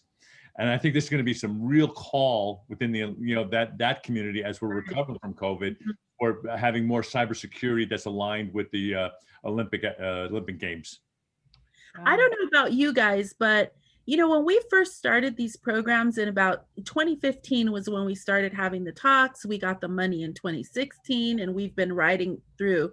But there were like these really big breaches, and we kept pointing to that. Target got breached and all of that. But I don't know about you, but I feel like I'm hearing a lot more breaches it isn't just the one or two Z's. It's like a lot of people. I'm getting emails all the time like, oh, we got breached, FYI, like change your passwords. So, you know, this is a field that's in demand, and it behooves us, especially those kids that love to code. You know, they love to code, they love to mess around with the computer. I even have a 13-year-old that enjoys the video games. And I say to her, okay, I don't mind you being a consumer and consuming the games, but I also want you to build them.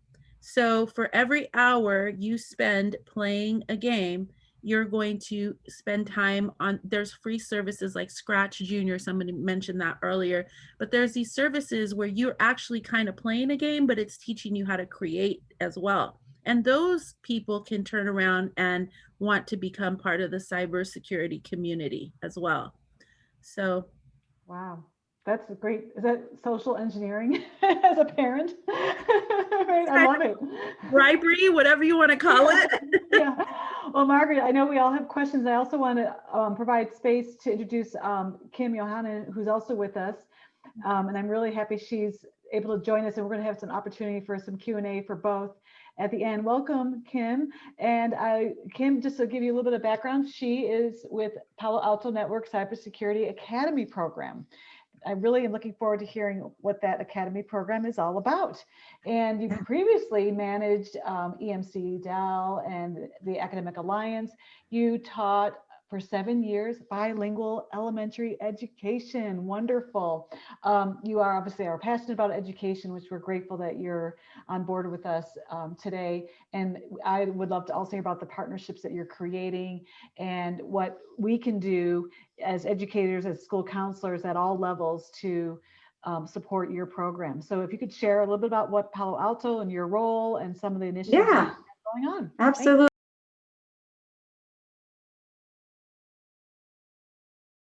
So I'm in Massachusetts for the last, I guess going on 17 years, but I'm a native Californian from San Francisco, and was part of the CSU system, undergrad teaching credential and graduate degree. And so I miss California, and Palo Alto Networks is based out of Santa Clara. So so I work for, they're a California-based company. And just to piggyback on what Margaret said, if you guys didn't hear about this, back in June, UCSF was under a ransomware attack, and they paid $1.14 million to get their money back, to get their encrypted files back. So, I mean, these things are continuing to happen, but this is like, I think, a relevant education example to kind of, just point to, kind of to kick things off here. So let me share my deck. I'm going to go through a couple slides, and I can share these out after. I'm a picture person, so, oh, it's been disabled. Does anybody give me permission or no? If not, that's okay.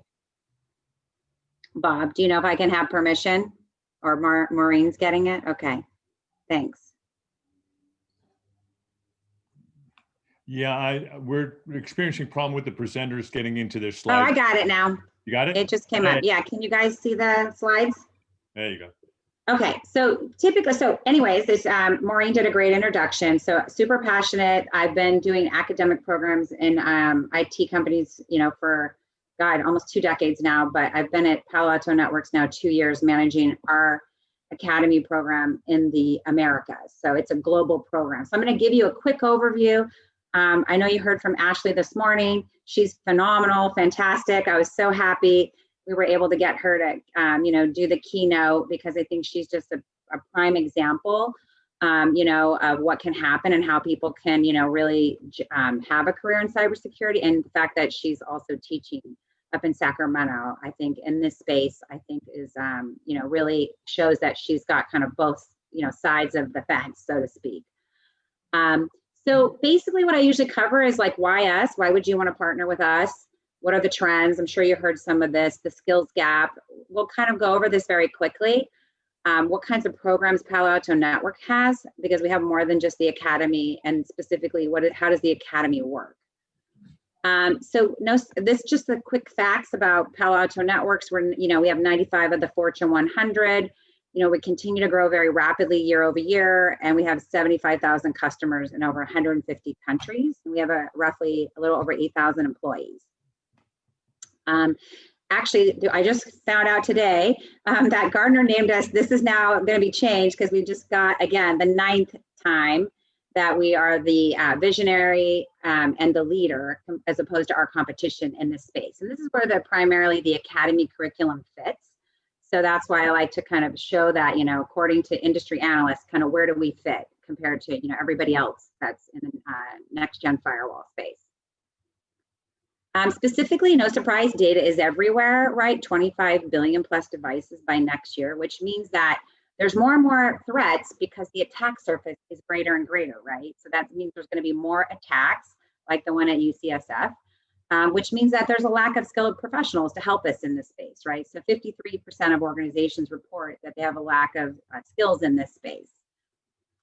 I like CyberSeek. I'm not sure if you guys are familiar with CyberSeek, but what's fantastic is you can go out to CyberSeek. It's based on the NICE framework. The National Initiative for Cybersecurity Education is a framework from NIST, the National Institute for Standards and Technology of the US government. And they have all of these work roles and skills that are needed in cybersecurity. And so they group all of the jobs that are open and filled in this space. And you can see in California right now, there's 66,000 job openings and a little over 100,000 people employed. And they break it down by the NICE NIST work role. And our curriculum aligns to this, which I'm going to speak to later. So it's kind of like, why would you want to do this? What's the value of going about it? I mean, NICE is so that, you know, the NICE framework allows, you know, academia, industry, and the government to have a common lexicon when we're talking about what are these jobs and what are the skills needed to fill these jobs.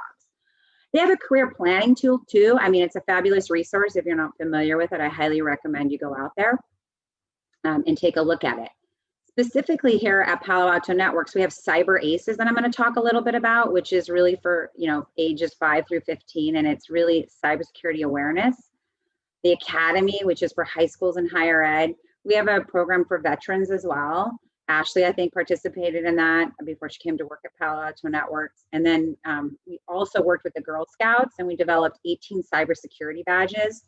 We've issued about 200,000 badges since the program about a little over 2 years ago, I want to say, but it could be multiple badges to, you know, one girl, for example. But really it's about, you know, but a little less than 70% of girls typically don't go pursue careers in IT because they're just not aware.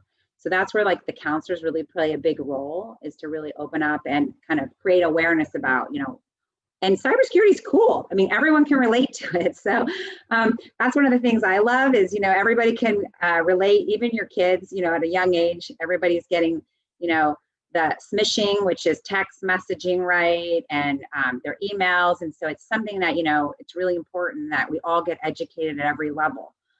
And that's really what Cyber ACE has done. Palo Alto Networks, based on our work with the Girl Scouts, we decided we needed to come out with our own activities because the Girl Scouts, we partner with them, but they own those badges and the curriculum. So we came out with Cyber ACEs, which has 16 activities across 4 themes here and 4 age bands, and they're freely downloadable and available to anyone. So, you know, as counselors, you don't need to go create an activity. You could go leverage one of these, and Angela has used them, and many of them are very easy to transition to an online delivery format. So, you know, honestly, when I read through all 16 activities, having been a K-12 elementary school teacher, they're very well done. You do not need to be an expert in cybersecurity. They're very well laid out. But, you know, I learned things. I mean, it's so important for kids to understand, being smart about what's really fake news and what's not, connecting to the right public Wi-Fi, all these things that are going to, you know, cybersecurity is a technology solution, but there's also the people factor. And how these threat actors get into networks is typically because of the people actions that create vulnerabilities in the network. So the better we do of educating people to be leery and smart, the more that we're going to, you know, thwart these attacks. So these are fantastic. And then we get to the Academy program, which is what I'm responsible for. We have over 1,000 institutions in 70 countries. And really, we want to help prepare students for careers in this space. So it's available to secondary and post-secondary institutions. These are the high schools. We don't have very many right now in California. We have 3, and then we have a couple one nonprofit, and we also have the Marine Corps. And then we have quite a few universities, as you can see here. And a lot of, I mean, California has the most community colleges, like over, I think, roughly 110. So no surprise that we would have, a good number of community colleges, and a few definitely in the LA area, like West LA, and LA Mission, and a few others. Like Riverside's a little farther away, don't get me wrong, but we definitely have, some that are participating in the academy. And then what do you get when you become a member? So it's a free program. We're never going to charge you. We have academic curriculum, so entry level through advanced courses and labs. We have technical, which is really more of our commercial curriculum. We provide faculty training, self-paced or online synchronous in the summer. We issue our virtual firewalls for free, and then we have discount cert vouchers. So that's really the high level benefits. This is the curriculum. I know cyber.org, many of you are familiar with, and I know they're involved in the conference. So we partner with them a lot on state initiatives where we don't have the lower level content, but our academy starts at around 10th grade. We have intro to cyber, no labs. What is cybersecurity? What are the types of attacks? What is a cybersecurity attack life cycle? And Gateway's like a Network Plus, and it comes with labs. Cybersecurity Essentials like a Securities Plus with labs, and it prepares you for the Palo Alto Networks PCCSA certification. And these courses align to the NICE framework, which I have on the next slide. And then we took our commercial courseware, and these are not product specific, maybe like 10 to 15% would be specific to Palo Alto Networks products. But these are the entry level skills you need. You can't protect a network, install a firewall, and monitor traffic if you don't know how to set it up. So that's what this is. We took our commercial firewall course and we aligned it to the NICE framework and divided it into 2 courses to create a more succinct alignment, a lot of extra content to help support academic learning. Whereas, a commercial course really doesn't have that, a lot of extra support. So these are the 5 main courses I think you'd be interested in.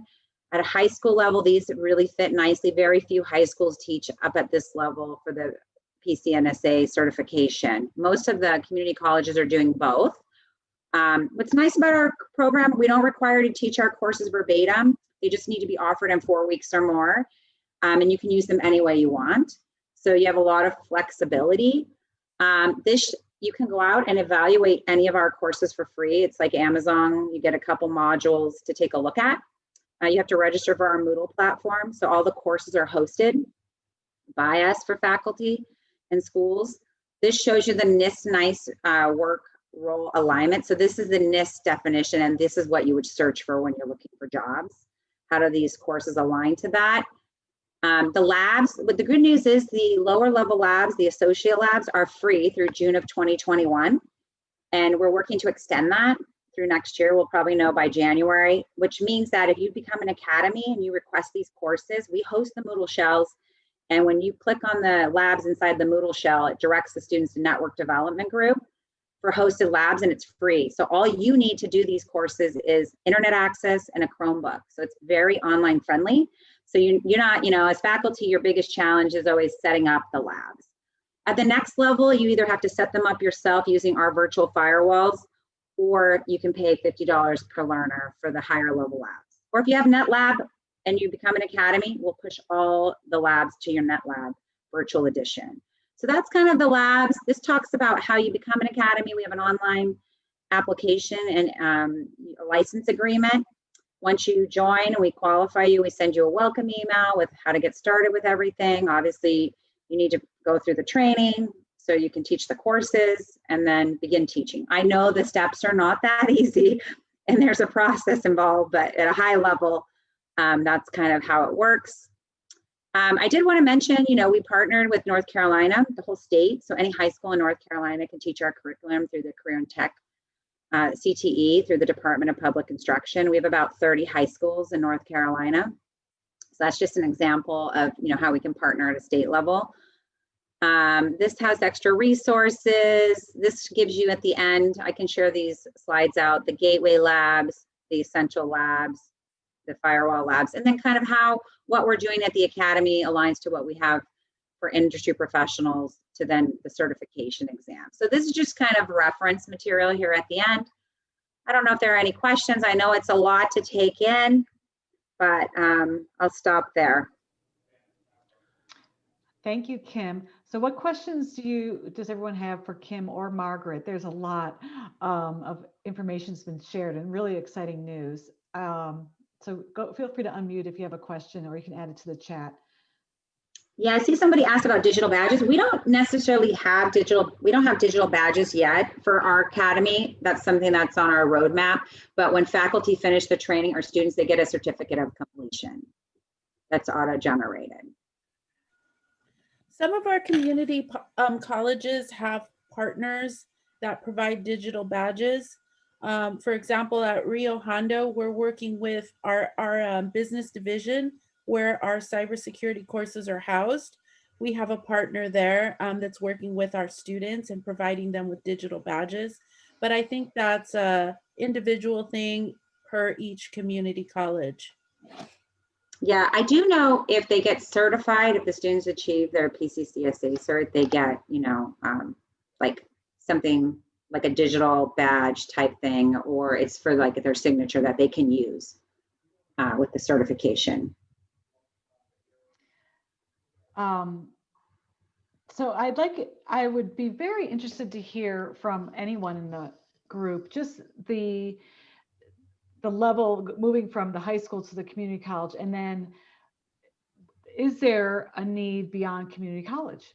Would there be ever opportunities that a student might want to pursue beyond the community college level to pursue the bachelor's degree for opportunities in cybersecurity beyond your academies and training? Are you asking them? I mean, I can share what I know I see other schools doing. Yeah, go ahead, other Kim, states. and maybe Margaret might be able to offer that as well. I'm just interested. Yeah, I think one of the best examples I know, not in California, but I know in Texas, which is the second largest number of community colleges in North Carolina. But they have a partnership with their community college and one of their North Texas, and a lot of their students go from the 2-year degree to an online bachelor's in IT. And so I think that's a key transition, because a lot of the students that are going to be, at least from what I've seen and over the years, a lot of the students are probably working. I don't know if they're going to be traditional high school students. They might be, but if they're also working and going to community college, then for them to be able to get a job, which many of them will be able to get a job straight from the community college or what they learn there if they get their AA degree. Having an online bachelor's, I think, is really key for working professionals. So that's one of the best examples that I'm familiar with. I don't know if most of you know the Convergence Technology Center, but they're an ATE center, which is NSF, the National Science Foundation. And they've been a long time one, and they have their own community college mentor network where you can get free curriculum and all kinds of resources as well. If you're looking and you're creating stuff, I would really recommend taking a look at what they're doing and possibly becoming a member if you're trying to create something or unique content. Why reinvent the wheel if you can, NSF is our tax dollars at work, everybody. Yeah. Let's leverage them. Yeah, thank you. Well, I have a question regarding, we have two, and Margaret knows this very well for our state, we have two processes called articulation and dual enrollment. And Kim, to your knowledge, do any of those academies roll into that articulation or dual enrollment here in California, the places where you are working? Yeah, none that I'm aware of. I mean, I know a lot of schools are doing the dual enrollment with high school, and it's not uncommon for some high school students to graduate, as I'm coming to find out, with an AA degree. But I have started talking with Keith. I have to go look up his name. He's at UC Davis, and him and Mario Perez, who's at LA Mission, are working on a DOL grant. And he was telling me about a way to promote maybe the lower level academy courses into a certificate program within that. But that's more of a systemic thing. And, typically for us at Palo Alto to pursue something like that, we did at North Carolina, it's more of somebody in the state sees the value and can help drive it or champion it, right? And so, but nothing specific that I'm aware of. I don't have any particular examples I wish I did, but One of the best places something like that would fit would be in the adult education side of the campus, because you don't have the stringent requirements for the actual college credits. It's a non-credit side of the house. But what happens is that's where people can get some like a taste for it. They could practice it. You know, it's not as rigorous as I mean, on both ends, there's not as much rigor as getting it approved, and there's not as much rigor on the student for, you know, all the requirements to meet a certification or degree program for the state of California. So then those classes, once the students kind of get their feet wet and they enjoy it, they can bridge over into the four credit. And that's one way to articulate your program with any of the community colleges have an adult ed side of the house. So if you were to come to Rio Hondo and say, hey, I want to build this in to your programs, the funny thing is our business dean that houses a cyber, she's actually overseeing the adult education. So that's like the perfect bridge right there. And I'm sure something could get going with articulation, but that's how it would happen on the college campuses. And the other way that articulation works is through the ROP programs. So a lot of ROP programs will take on these sorts of trainings, they bring them into the ROP, and then sometimes those students want to actually get college credit, or they want to be able to test in at a higher level since they've already done KIMS programs and they already have familiarity. They don't want to start in community college at Cyber 101. So that's another way to articulation is just an agreement between, let's say, Kim's program and our college that she's covering the bases of a fundamental class, and therefore the student should get credit and not have to go through that fundamental class over again. So that's something that could happen at any point, and it's a matter of Kim and her trainers or whatever sitting down with the dean and working out that contract and that articulation. And then the other thing is the dual enrollment. And the difference is the dual enrollment is where we actually pay a faculty. It could be your own high school faculty, or it could be our faculty that go to the high school. But we pay our own faculty to either provide a class during the school day and count as part of their school, their 7 classes, or we have it after school. And it's dual enrollment because they're both enrolled in your high school, and they get usually the credits, elective credits with the high school, and then they get like 3 units towards their college degree. So the good thing about doing it through us is that all of it will count towards their bachelor's, master's, and doctorate. But if you go outside and do a private school, none of those units count. So once they get into management and other things, they want to get their degrees, those courses that they took outside the system don't count. So it behooves us, if we can, to either articulate or to get a dual enrollment going for the students. Great. Well, I think obviously the partnership with both is really a great way to introduce and raise awareness. I think about, as a retired school counselor, now I'm working with graduate students in school counseling and trying to provide them the tools to develop career education overall. And I think, as myself in particular, I don't have a computer science background, but I know how to convince and, share the resources. And oftentimes I still get phone calls from faculty at my school I retired from saying, how can I get the Bits and Bytes Club going? Or how can I start that coding club after school? And what I love about all of this is just that access. And it seems as if it's easy for an adult to follow the lesson plans, whether you're in the Girl Scouts or not, to work through and it just to pique their interest and to bridge some gaps and raise some awareness. So it sounds like obviously a partnership between the community college and the curriculum that Palo Alto offers is just a really great way to just provide those opportunities. I'd be really interested to hear from anyone else in the group. Are there things happening in your schools right now where you could see using the curriculum that's available through the academy that'd be helpful for your students? Are there any barriers that'd be helpful for us to know about that you think, if only we had this time or these resources that we could bring to our school? I just want to get a sense from people in the room. what is happening in your buildings? I'm interested very much in what Kim Johanna actually displayed, those PowerPoints, so I can investigate that a little bit further.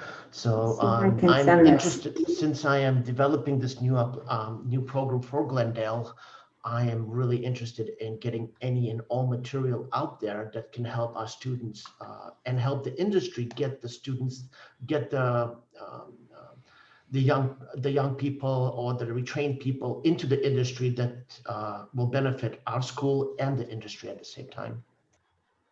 Yeah, I can just send, is it okay, Bob and Maureen, just to send the file out to everyone? Is that acceptable or no? Here on the chat?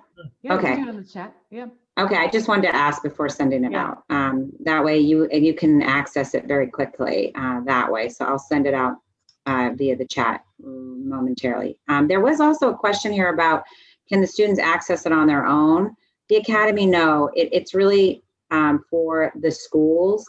But if students individually want to learn from Palo Alto Networks, the great news is that we have all of our digital learning is free.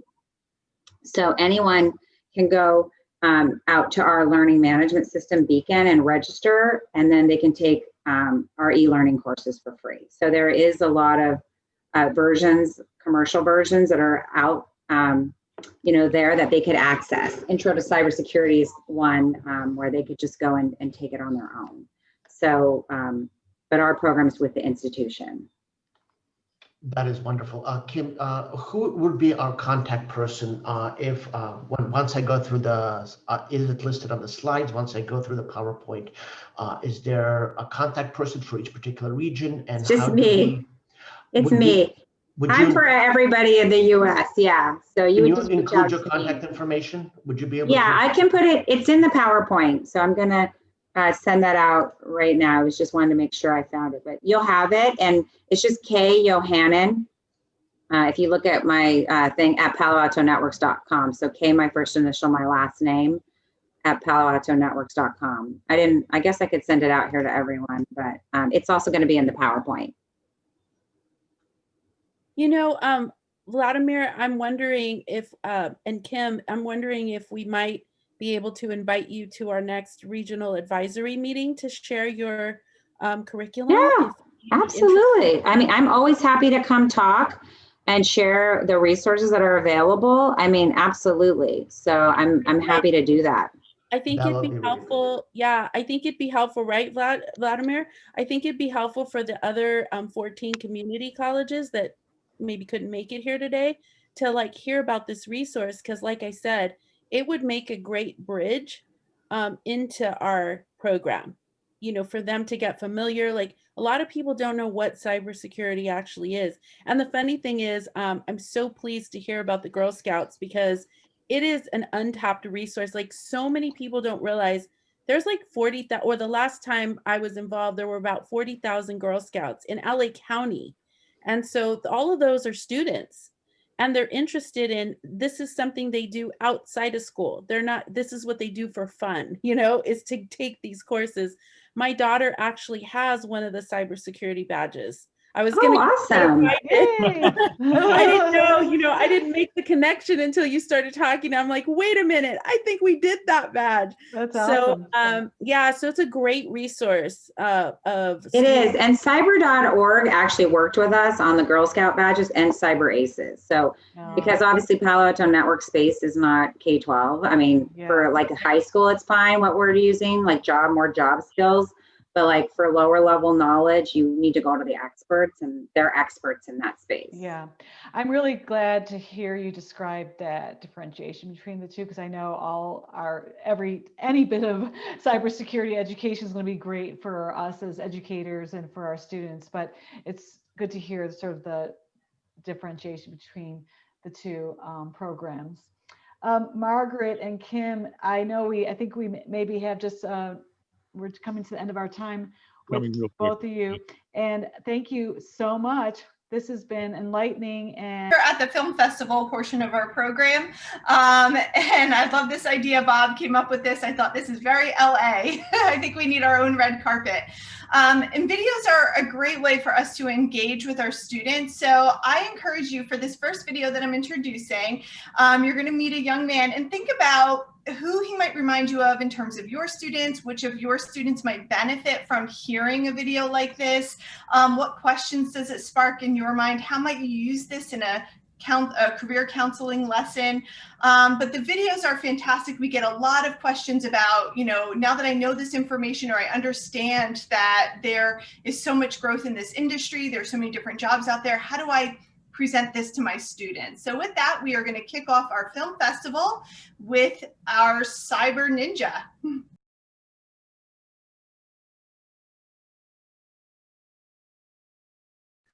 Wow, awesome. So I'm sure there were some thoughts that were going by with that, huh, Angela? Yeah, definitely. And I think, when I look at that, the thought that runs through my mind as an educator is that we don't have to teach digital citizenship and cybersecurity and isolation, that these really go hand in hand. He's talking about the things that we're doing that make ourselves vulnerable, like if we're logging into a public Wi-Fi. So I just think that we, as educators, we have a lot on our plates, and to really think about separating these out as this is my career lesson, this is my digital citizenship lesson. We don't have to do that. And this is just such a fun video. So with that, I'm going to turn it over to Gina. Okay, and speaking of logging in, this next video, well, if you're a Saturday Night Live fan and you like the sketch comedies and so forth, you're going to get a kick out of this. But as you're watching this, I want you to think about something. Ashley Richardson, our keynote speaker earlier today, spoke about how easy it is to hack into some systems. Think about your passwords and what you're doing to protect it as you watch this next clip.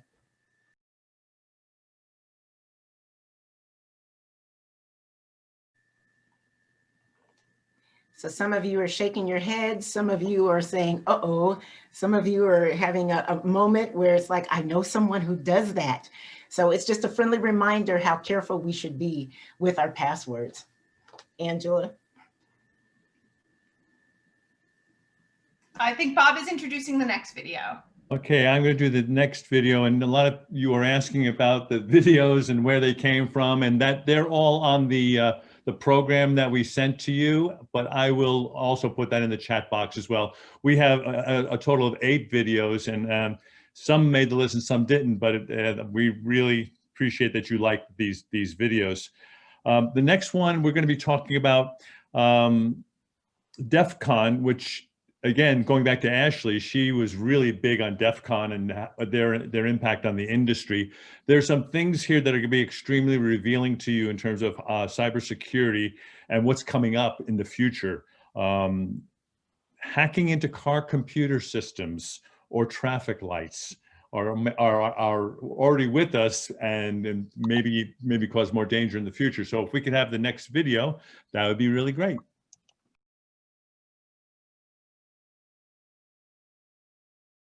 My name's Audrey Childers. I'm the regional chair for Los Angeles for the LA Orange County Regional Consortium. We're a consortium of, as a region, we have 28 community colleges in Southern California. In Los Angeles, we have 19 of those. And so our region spans, if you know the LA region, from Torrance all the way to Long Beach, as far west as Santa Monica and as far east as Glendora. We serve about 350,000 community college students, which is that number seems low, but we serve hundreds of thousands of community college students. Many of them are in career education pathways, and we definitely have cybersecurity as one of our priorities. Because we believe it offers a promising future for students in terms of earnings and also in terms of demand. All of the information we get about labor market, and I know it's been discussed today, is that we cannot train cybersecurity future employees quickly enough. We cannot possibly fill the need, and so we try our best. And definitely an area of emphasis as we build our pathways in community college. One of the strengths of our community college system in Los Angeles is the K-12 pathway coordinators. And these are individuals like Bob. Bob is one of them, and a number of them are on the call today. And what they do is work with high schools and community colleges to sort of bridge that gap. They help us put together courses that will connect from high school to community college. They increase awareness across the region of opportunities like cybersecurity and other areas of strength where we can train students for demand careers that pay a living wage. So I am really proud of the work that we have 10 K-12 pathway coordinators at this point. We get one more. So we have one per community college district in Los Angeles, and we have 11 districts. And I'm very proud of the work that they've done thus far. It hasn't even been a year that we've had them on board yet, but we're very excited. K-12 pathway coordinators are paid out of strong workforce funds that Bob mentioned. The state of California has made this investment in the workforce of our state. And in Los Angeles, it's having definitely a dramatic impact in terms of the K-12 side, strengthening our pathways, and also the community college side, strengthening the programs that take students through community college and into either a four-year college or university as a transfer student or directly into a middle skill career. And again, our emphasis is demand occupations that pay a living wage. So I'm thrilled to be a part of this today. Thank you so much, Bob and LACO for putting this on. It's been a great day. Thank you so much.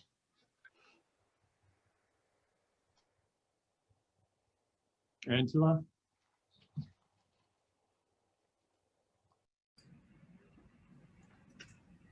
So do you want to close it out, Bob, or?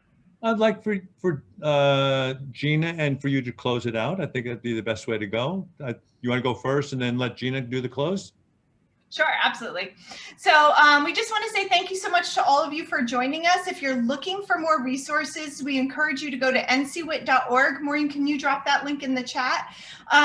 As I mentioned at the start of our program, NCWIT is broken up into several different alliances from K-12 to the Academic Alliance and into the workforce. So there's something for everyone. There's lots of ways to engage, tons of free resources. So if you go to the resources page, you just type in some keywords, you're going to find lots of great content from free downloadable templates for Bitmoji classrooms for careers in computing, webinars, resource cards, and so much more. So we encourage you to check it out and stay in touch with us. Gina? Thank you, Angela. And on behalf of the Los Angeles County Office of Education, I just want to say thank you so much to our collaborating partners that were with us today, for our presenters, for our keynote speaker, Ashley Richardson, to you for taking the time to be here with us today, and of course, for everything that we do for our students. So thank you so much. Thank you for being here with us, and we hope to see you again soon. Have a great day.